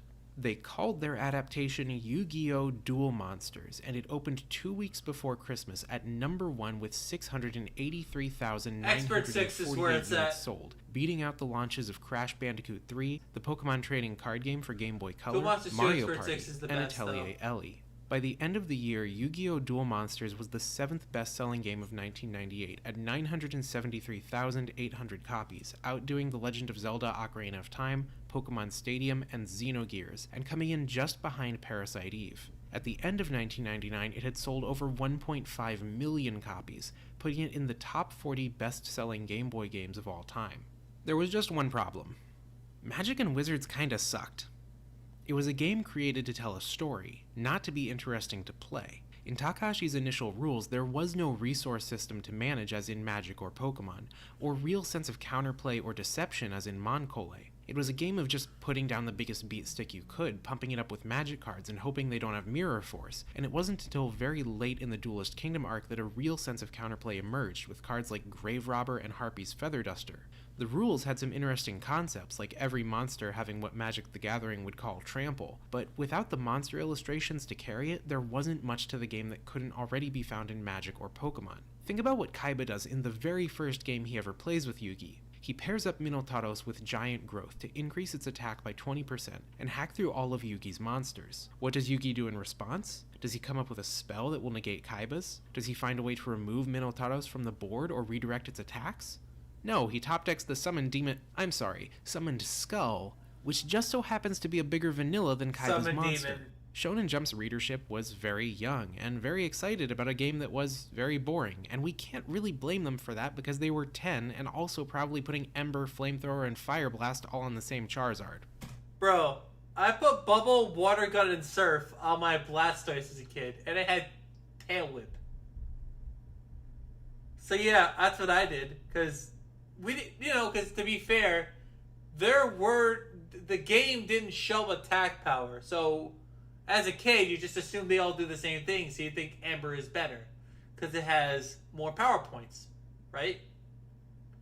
So you would think, if you didn't have the guidebook, you would think all of them have the same power. But exactly, they didn't tell you how much thing. In Gold, Silver, they finally gave a power indicator to each thing. So this thing, because listen, I was the guy who bought Bubble or Water. I was like, oh, Hydro, this had 5 power points. This must suck. That was the point, Like, if the game told you the power level, that's the one thing about Red and Blue that's flawed, is you're just supposed to assume that the move is better because of its power points. And then I guess Stadium kind of fixes that by showing the power points if you go into Stadium. It does show the power points when you play Stadium. It does do that. But having an N64 game to fix that, I think is kind of stupid in my opinion. Moreover, many of the early rules of the game were unclear, and effects like percentage increases or evasion chances were hard to implement on a card-by-card basis. So to adapt Magic and Wizards into a video game, Konami created a more straightforward rule set and adapted a limited selection of cards from the manga alongside their original designs. The result was the first Duel Monsters rule set, where direct attacks on the opponent were allowed if they had no monsters to defend them. The Each backs of player the cards started of with Magic and 8,000 Wizards life looks points much to cooler, compensate though. for the direct attacks, and each player could only play one card from hand every turn. This last rule was Konami's first attempt at overcoming one of the major weaknesses of Takahashi's rules, that it had no actual mana or energy system constraining the player's actions. Seemingly, their sole limitation in the manga was only being able to play a single monster per turn. The first Duel Monsters rule set instead forced players to choose between scaling up their board presence by playing monsters and using magic effects to change the flow of the game. Finding information about this period of development is difficult, because Konami created and maintains one of the strictest non-disclosure agreements in the entire industry. Both designers and card artists are forbidden from displaying their work on personal websites, or even admitting they worked on the card game, and the company tightly controlled public relations to ensure no publications interviewed the game's team, as had happened with Pokemon. Even some of the Yu-Gi-Oh! Video games like Eternal Duelist Soul have no credit sequence, bringing back a practice of not crediting game developers that hadn't been used since the Atari age of the 1970s. What we do know is that Duel Monsters 1 was designed, directed, and programmed by Yamada Nobuhiro and Chida Takuri, who would go on to serve similar roles on the next 7 Duel Monsters games. If Yamada and Chida did not work on the card game, then it was at least inspired by the rules they created for the Game Boy adaptation. I want to play this game now, honestly. I want to actually play this game. I do. This game looks a lot of fun. I don't know, like, to me, I would like to play this. The physical card game retained the 8,000 life point rules, limitations on monster summoning, and had a similar, if not identical, card pool and set of effects, with equip magic cards and field magic cards now providing predefined attack and defense bonuses rather than percentage increases. The magic cards of the Game Boy game didn't create much of an opportunity for counterplay. None of the monsters in the game had effects at this point. They were all interchangeable beat sticks, so high-end play in Duel Monsters 1 revolved around using the fusion mechanic to field summoned skulls as quickly as possible. Fusion in the manga required a specific magic card to do, but in Konami's adaptation, fusion was simply done by playing a monster over another to create a new one that would last until the end of the duel. Summoned Skull was the monster of choice because it had the second highest attack in the game and could be made using relatively easily farmed materials, the Embryonic Beast and Time Wizard. One copy of Embryonic Beast was included in the game's starter deck, and more could be obtained by dueling Bakura at a 1.61% drop rate, while Time Wizard could be farmed off Jonochi at a 0.49% drop rate. Summoned Skulls were supplemented by once per game copies of Blue Eyes White Dragon, Red Eyes Black Dragon, Gaia the Fierce Knight, and Curse of Dragon, and whatever other high attack monsters players could get their hands on. Red Eyes Black Dragon was particularly important because it could further fuse with Summoned Skull to create Black Demon's Dragon, the strongest monster in the game. The most powerful monster and magic cards like Kain Jigoku were held back by being obtainable only once per save file through arcane requirements like dueling 200 different people over link cable, while less powerful but still game-changing cards like Swords of Revealing Light required farming incredibly low random drop rates from computer opponents. Unlike in the manga itself, this first implementation of Yu-Gi-Oh! Had no limits on how many duplicates of a card could be in a deck, so without these restrictions, it would be possible to build a deck of 20 Kaien Jigoku and 20 Millennium Shields to burn the opponent to death with. The readily accessible magic cards weren't particularly interactive either. You had Raigeki to clear the opponent's board, Dark Hole because Raigeki could only be obtained twice, Dragon Capture Jar to remove the opponent's high-tier dragons, Stop Defense to force an opponent to take battle damage, and an assortment of equip and field magic cards that provided minor boosts to attack and defense to create tiebreakers between otherwise evenly matched monsters. Cards couldn't be set for later use like in the manga, so there were no trap cards, no effects that interrupted or preemptively countered magic and traps, and thus next to no interaction. We should race this game. Without passwords, of course. We should race it. It'd be fun. We won't know what we're doing because, of course, it's Japanese. I'm pretty sure there is an English version of this.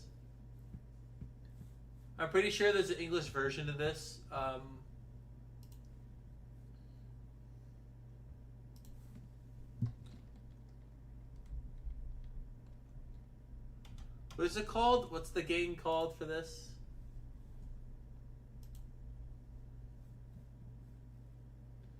Yu-Gi-Oh! Game on Game. Let's look it up real quick.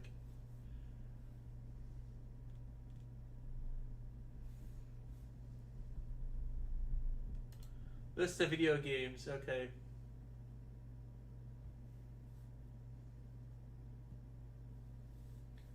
Okay, Game Boy, okay. Original. Okay, only released in Japan. This is the one, okay. Yu-Gi-Oh! Duel Monsters. Is there like an English patch for this? Sierra.com might have it, even though I deleted my account. It doesn't matter, I'm just gonna look for it. I'm just gonna look up for Yu-Gi-Oh! Duel Monsters just to see if it's on the site. Let me look at it real quick. Let me look at it. Oh, let me see if there's a patch. Alright. Yu-Gi-Oh! Right. Okay. Okay, let's read the... Oh, okay, so there's no English pass for it.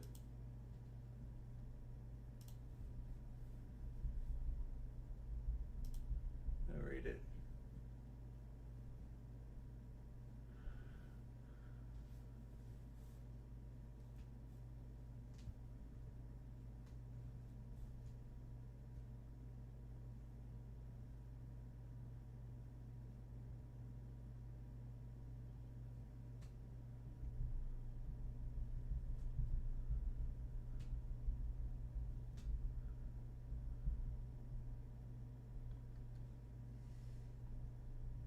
Yeah, okay. There's no patch for it. It was a bare-bones grind that expected players to duel the same computer opponents 100 times each and then farm random drops from them so they could try to have bigger numbers than their friends, and a million kids bought into it, some of which actually entered the national championship for the Game Boy game. There were a lot of bad trading card games published between 1997 and 99, most of which only lasted 1 or 2 booster sets, but somehow the most boring one of all was the one that sold the most. One positive addition Konami made to the rules was the introduction of face-down monster positions. In the manga chapters up to this point, monster cards were always played face-up, and only magic and trap cards had been shown being set face-down, largely as a way to create dramatic tension and foreshadow counterplays. Konami took this idea and applied it to monster positions so that players could try to either bluff their opponent into not attacking a face-down defense mode monster, or surprise them with a high defense wall that caused their attack to backfire. Duel Monsters 1 had a lot of ideas, most of which were not positioned and ensure they would hold the Yu-Gi-Oh! Card legend. Starter boxes were sent out to regularly refer to the Japanese and to their trademarks and brand A series. There were, but the writing was on the wall for them. Konami had was set to debut alongside Toei's Digimon Adventure movie. Only magic and trap cards had been shown being set face down, largely as a way to create dramatic tension and foreshadow counterplays. Konami took this idea and applied it to monster positions so that players could try to either bluff their opponent into not attacking a face-down not enough. As poorly conceived as Bandai's take was, it was popular, and they had every reason to want to renew their license. The upcoming movie was sure to give a bump to sales of Bandai's licensed merch, and there was little doubt that the movie would be a smash hit when it was part of the biannual Toei Anime Fair, an extremely popular spring and summer event destination for families and children. Moreover, other licensees including Meiji, Marusho, and Top Seika had created cards of their own, largely modeled on the Toei anime series. There was real risk of market confusion, as well as losing the faith of Shueisha and Takahashi if their card game did not live up to the expectations the video games had set. Konami needed to secure their position and ensure they would hold the Yu-Gi-Oh! Card license for the long term. So, to establish their game as the official trading card game amid a flood of other licensees, Konami named their game the Yu-Gi-Oh! Official Card Game, or OCG, and integrated OCG into their trademarks and branding. Other licensees could print all the cards they wanted, but Konami's game would be the only official one. When the OCG was later imported to the United States by Upper Deck Entertainment, it was called the Yu-Gi-Oh! Trading Card Game, or TCG. This was the beginning of a long-standing shorthand in the Western world, where OCG was casually used to refer to the Japanese version of a game and TCG to the English version, even though OCG has never been used as an official term by any company other than Konami. The launch lineup for the OCG focused on 3 major products: the starter box, that would provide 2 ready-made decks for players to learn the rules with, and the first 2 expansions, named Volume 1 and Booster 1. Volume 1 was distributed in booster boxes like a Magic or Pokemon set, while Booster 1 was distributed exclusively for card-ass vending machines licensed from Bandai. That's already better than ours. We had to buy each of those shits separately. They get 2 in 1. They get 2 whole boxes. What the fuck? They get 2 whole boxes, dude.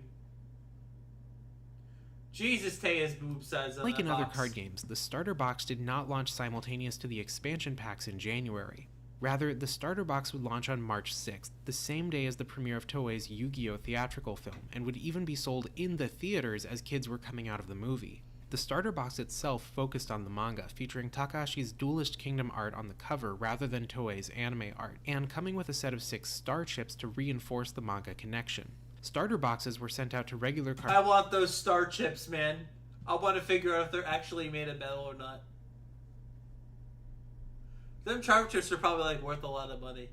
Card shops 2 weeks later, after the fair had ended, and it was later reprinted in December 1999 and November 2000, before being used as the basis for the Yugi and Kaiba starter decks in the localized English TCG. Konami's ploy worked brilliantly.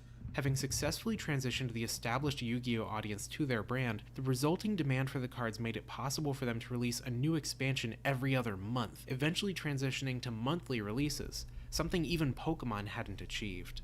Part of that success came from applying the video game's Duel Monsters branding to the card game, and another was in the way it simultaneously targeted multiple demographics. By stocking the game in card-ass machines, Konami coded it as something for children to enjoy, and presented the game with descriptive effects like raise a water monster's attack and defense by 300 points, complete with an exclamation point on the end.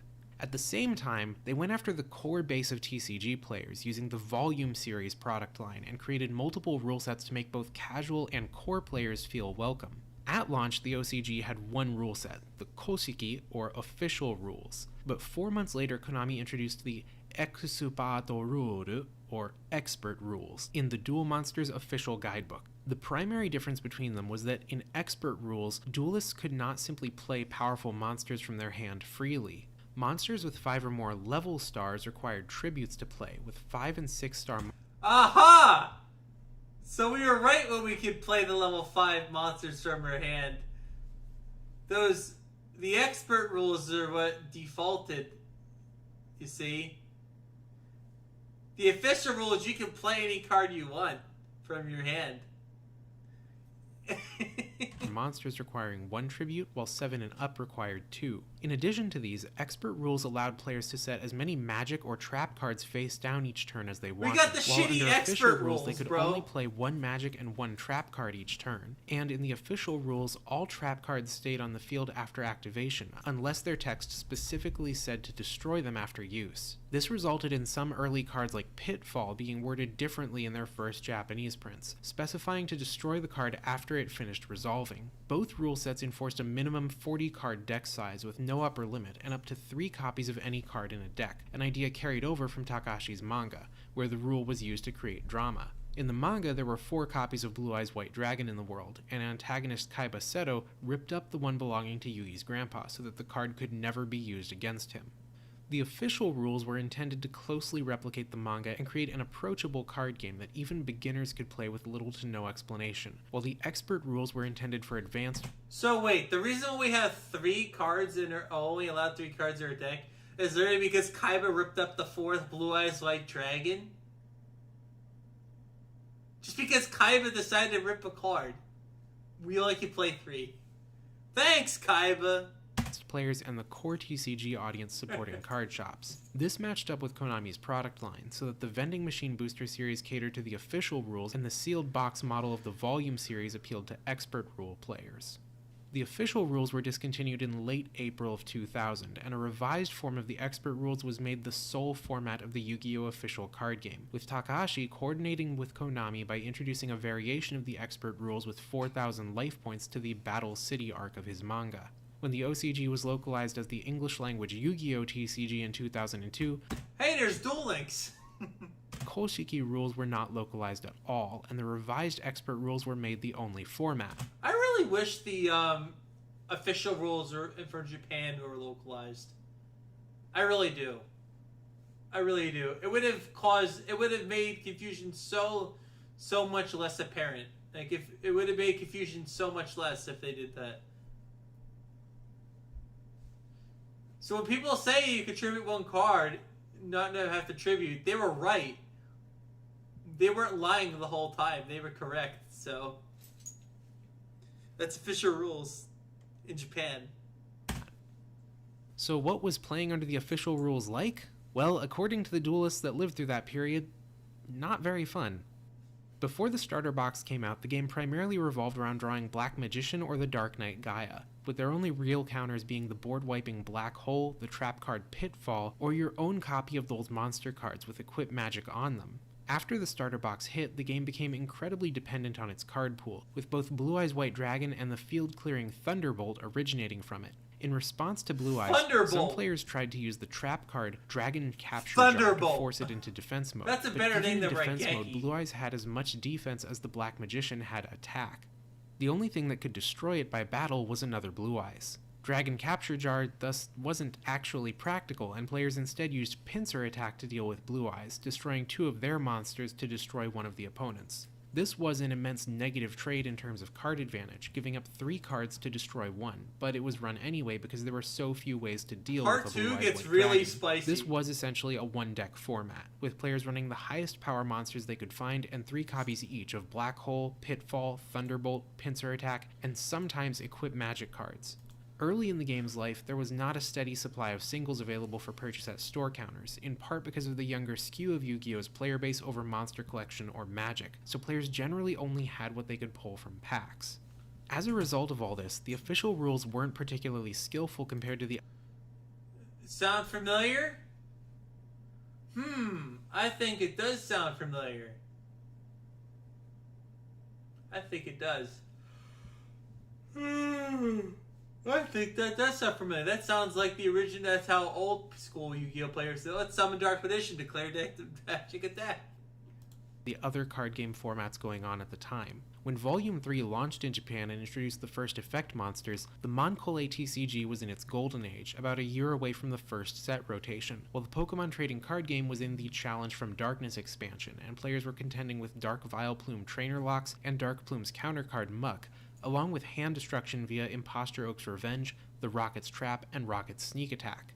In comparison to the depth of cards like Brock's Ninetales or Counter Ritual, the OCG official rules made for an excessively non-interactive game. But in its defense, it was at least a game that let the other player play, without the high investment demanded by Pokemon's then nearly 3 years old format. It's not exactly surprising then that once Moncole scared most of its player base off with the first set rotation in 2000, that players went to Yu-Gi-Oh! Rather than Pokemon. Konami created a line of organized competitive events to increase their game's visibility and demonstrate a commitment to it that competing licensees had not. The first of these was the 1999 Duel Monsters National Tournament, which took place in Ginza on February 21st and used the original Game Boy game rather than the physical trading cards. While the tournament was for the Game Boy game, Konami handed out the promo card Kanan the Sword Mistress to promote the OCG. Roughly 400 people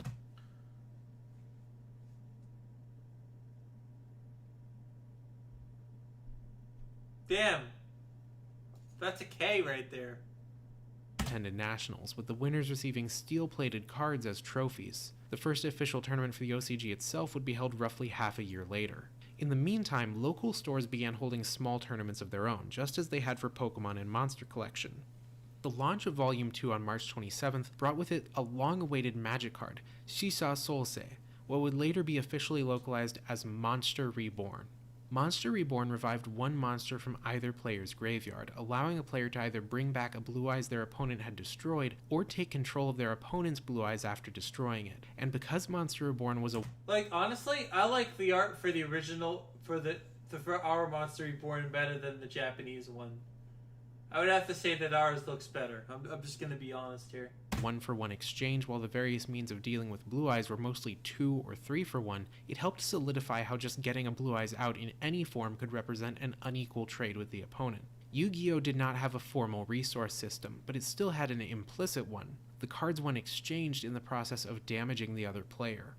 Another key card from the set was the Swords of Revealing Light, which stopped the opponent from declaring attacks for 3 turns and flipped all of their face-down monsters face-up. While this was an effective spell card, it was made even more effective by how card rulings worked under the original official rules.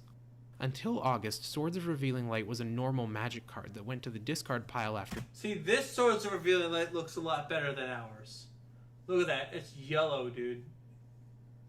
I like that light better. Use, and its effect lingered on the field, while after the rules were revised, it stayed on the field as a permanent magic card, and destroying it would end its effect. Before it was made into a permanent magic card, there was no actual way to counter it.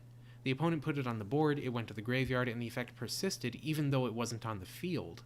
May 5th was a turning point for the OCG. On this day, Konami officially unveiled the Expert Rules as an alternative format, both in the Duel Monsters guidebook and in the rule cards packed in with the vending machine packs found in the Booster Series product line. The Expert Rules were officially adopted for the OCG's National Championship, and gradually became the primary format for the card game. The introduction of tributes, where monsters had to be sacrificed to normally summon high-level monsters, effectively added the monoscrew of Magic the Gathering into Yu-Gi-Oh! Now it was possible to draw a hand of nothing but 5-star or higher monsters and not be able to play anything at all. Players had to carefully ration their ratio of low-level to high-level monsters according to a curve, so that they would be able to consistently play 4-star and lower monsters on the first turn and then sacrifice them for high-level ones 1 to 2 turns later. This coincided with Konami's first formal ban list for the game, published on July 8th and adopted for Nationals in August. I would like this the list history of limited the OCG, 3 cards to being honestly. 1 per deck: Thunderbolt, Black Hole, and Pitfall. Under the earlier official rules, these cards were the only real counters to Blue Eyes, but with Blue Eyes White Dragon now effectively dead in the format for being a 2-tribute monster, these cards were overly punishing to the rest of the game.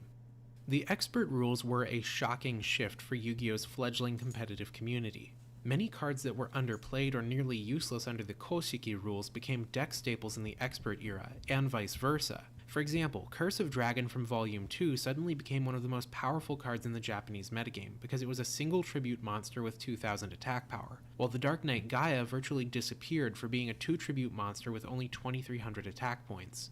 Next to Blue Eyes and Black Magician, Gaia wasn't even worth considering.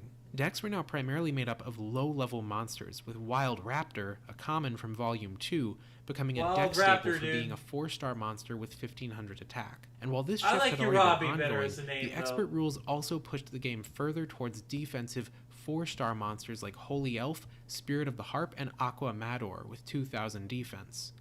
The expert rules thus marked a transition point, one which required reflection on the existing card pool and a recalibration of what was considered the best in the format. It was from this point that Yu-Gi-Oh! Began to become a more skillful game, one where players needed to play smart to play well. And also from here that the franchise Yeah, now it's about comboing off and doing all sorts of bullshit. You see, so I was right. Old school Yu-Gi-Oh! Is better. would really grow into a massive phenomenon. That transition took several months to run its course, as players were still playing with standard rules much of the time, but by the end of the August National Championship, expert rules would be the law of the land. The next one's coming up right now. Konami introduced the Yu-Gi-Oh! Expert rules and the concept of tributing monsters to summon higher level ones on May 5th, 1999, and followed this with the first post-expert rule expansion on May 25th, the vending machine set Booster 2. Like its predecessors, Booster 2 introduced 40 new cards to the game, bringing the total up to a little I'll be over right back. I'm gonna get some more 200. fruit. It raised the Real quick. power ceiling I for want 4-star this, monsters, with Holy Doll at 1600 attack. Along with Bloodsucking Flea and the earlier Wild Raptor, Holy Doll helped standardize the new attack power at around 1500 for 4 stars, where just a month ago it was 1200. This was the first observable case of power creep in Konami's official card game, and the process continued up until Legend was printed in Booster 4 at 1800 attack late that August. Booster 2 also introduced a new variety of Equip Magic, cards that increased attack by 400 points but decreased defense by 200. Rather than being based on a monster's race like the earlier Equip Magics, these new ones drew from the attributes back. in the top Sorry. right corner of a card, which were more general and thus had higher compatibility.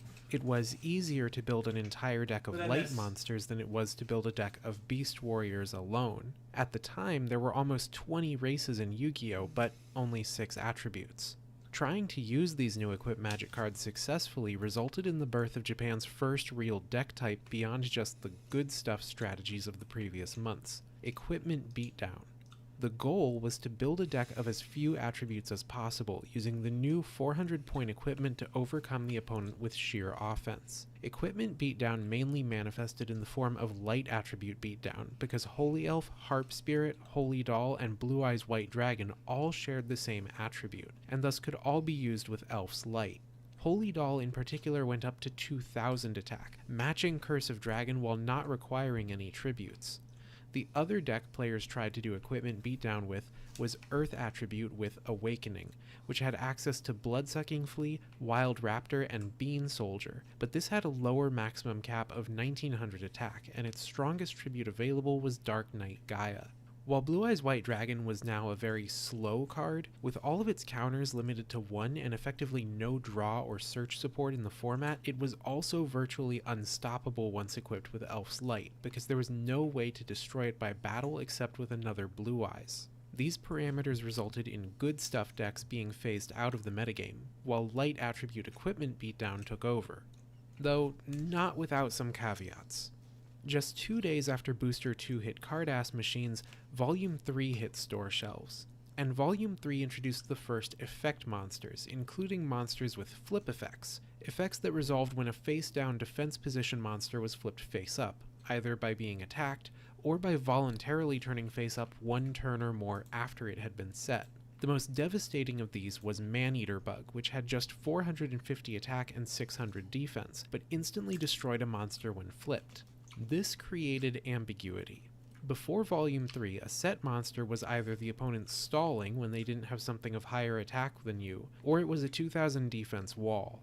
Now, a set monster could be a flip effect, a wall, or a bluff. A Blue Eyes might attack into a set monster only to be destroyed when it turned out to be Maneater Bug. And because the Blue Eyes required 2 tributes, that was effectively a trade of 3 cards for 1, a negative exchanging card advantage for you.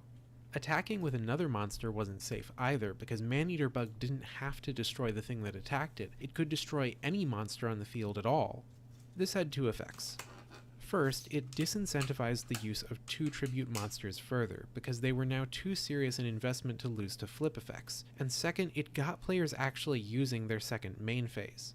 See, in Yu-Gi-Oh!, just like in Magic, players had a main phase, a battle phase, and then a second main phase. What players would do is not summon anything in main phase 1, attack through the opponent's set monsters in their battle phase, and then do their normal summon for the turn in main phase 2 based on what had been flipped. If it was a man-eater bug, they could set a monster of their own to recover their board position from losing a monster. Or if it was a wall, they could... We'll watch this a little bit more later.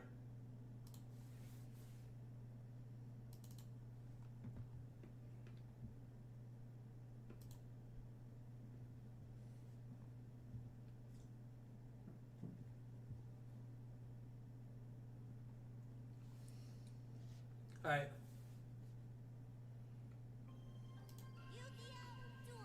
There is some stuff I gotta do in here, unfortunately.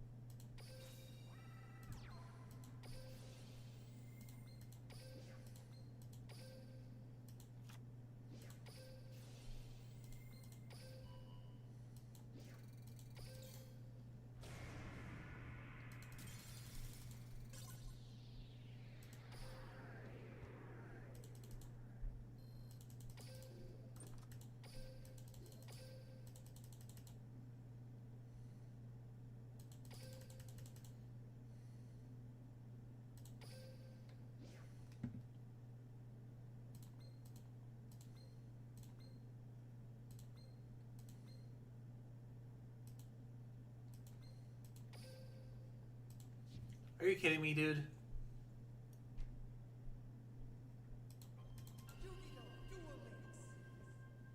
Yeah, this is a shit game.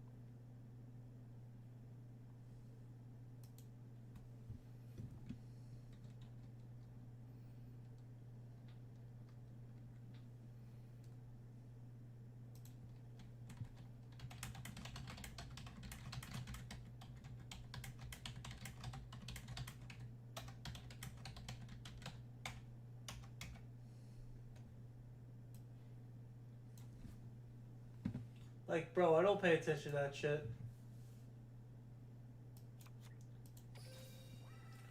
First thing Roush made a mistake on is assuming that I pay attention. That's the first mistake Roush made. Assuming that I pay attention to anything that's shown on the news is just...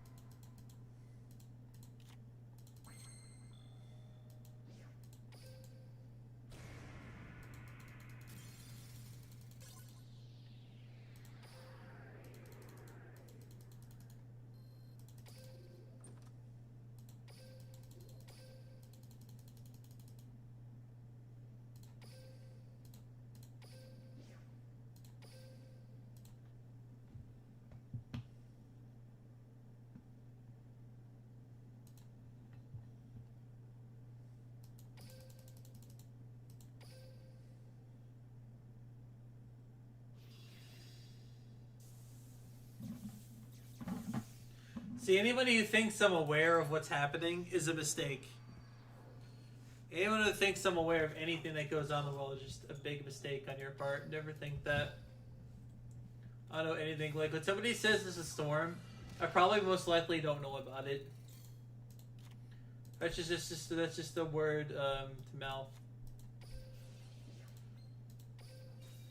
That's just a little tit for you. If I haven't heard about, if I haven't seen it, I haven't known about. Like, listen.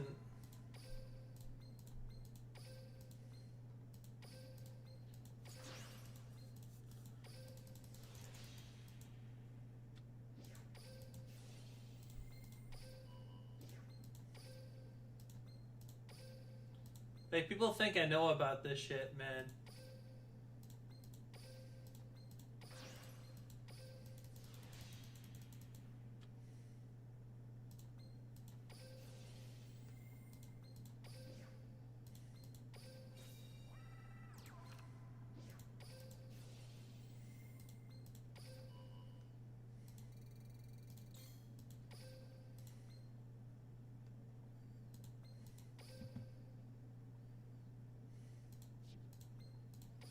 Read it real quick. Oh, okay, yeah.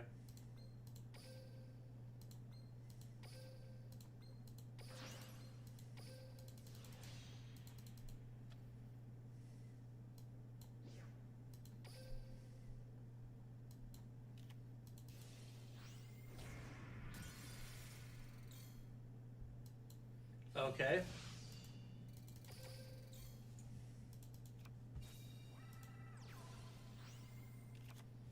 Yeah, that's people's first mistake. I'm not aware of anything. I'm oblivious to anything.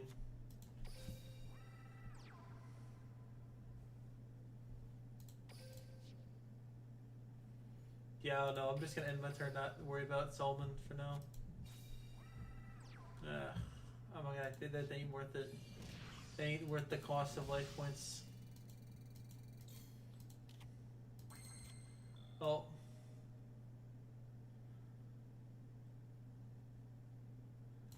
Oh, cool. Okay, I can do this. We're good.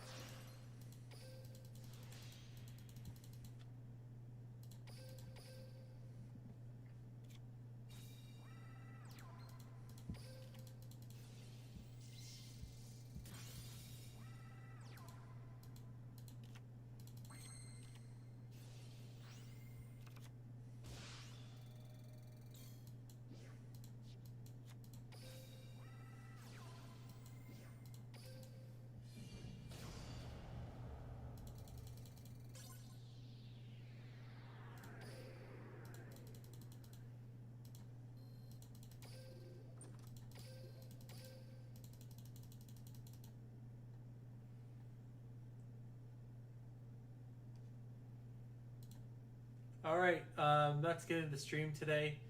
Thank you all for watching. Going to see you all later. Bye bye.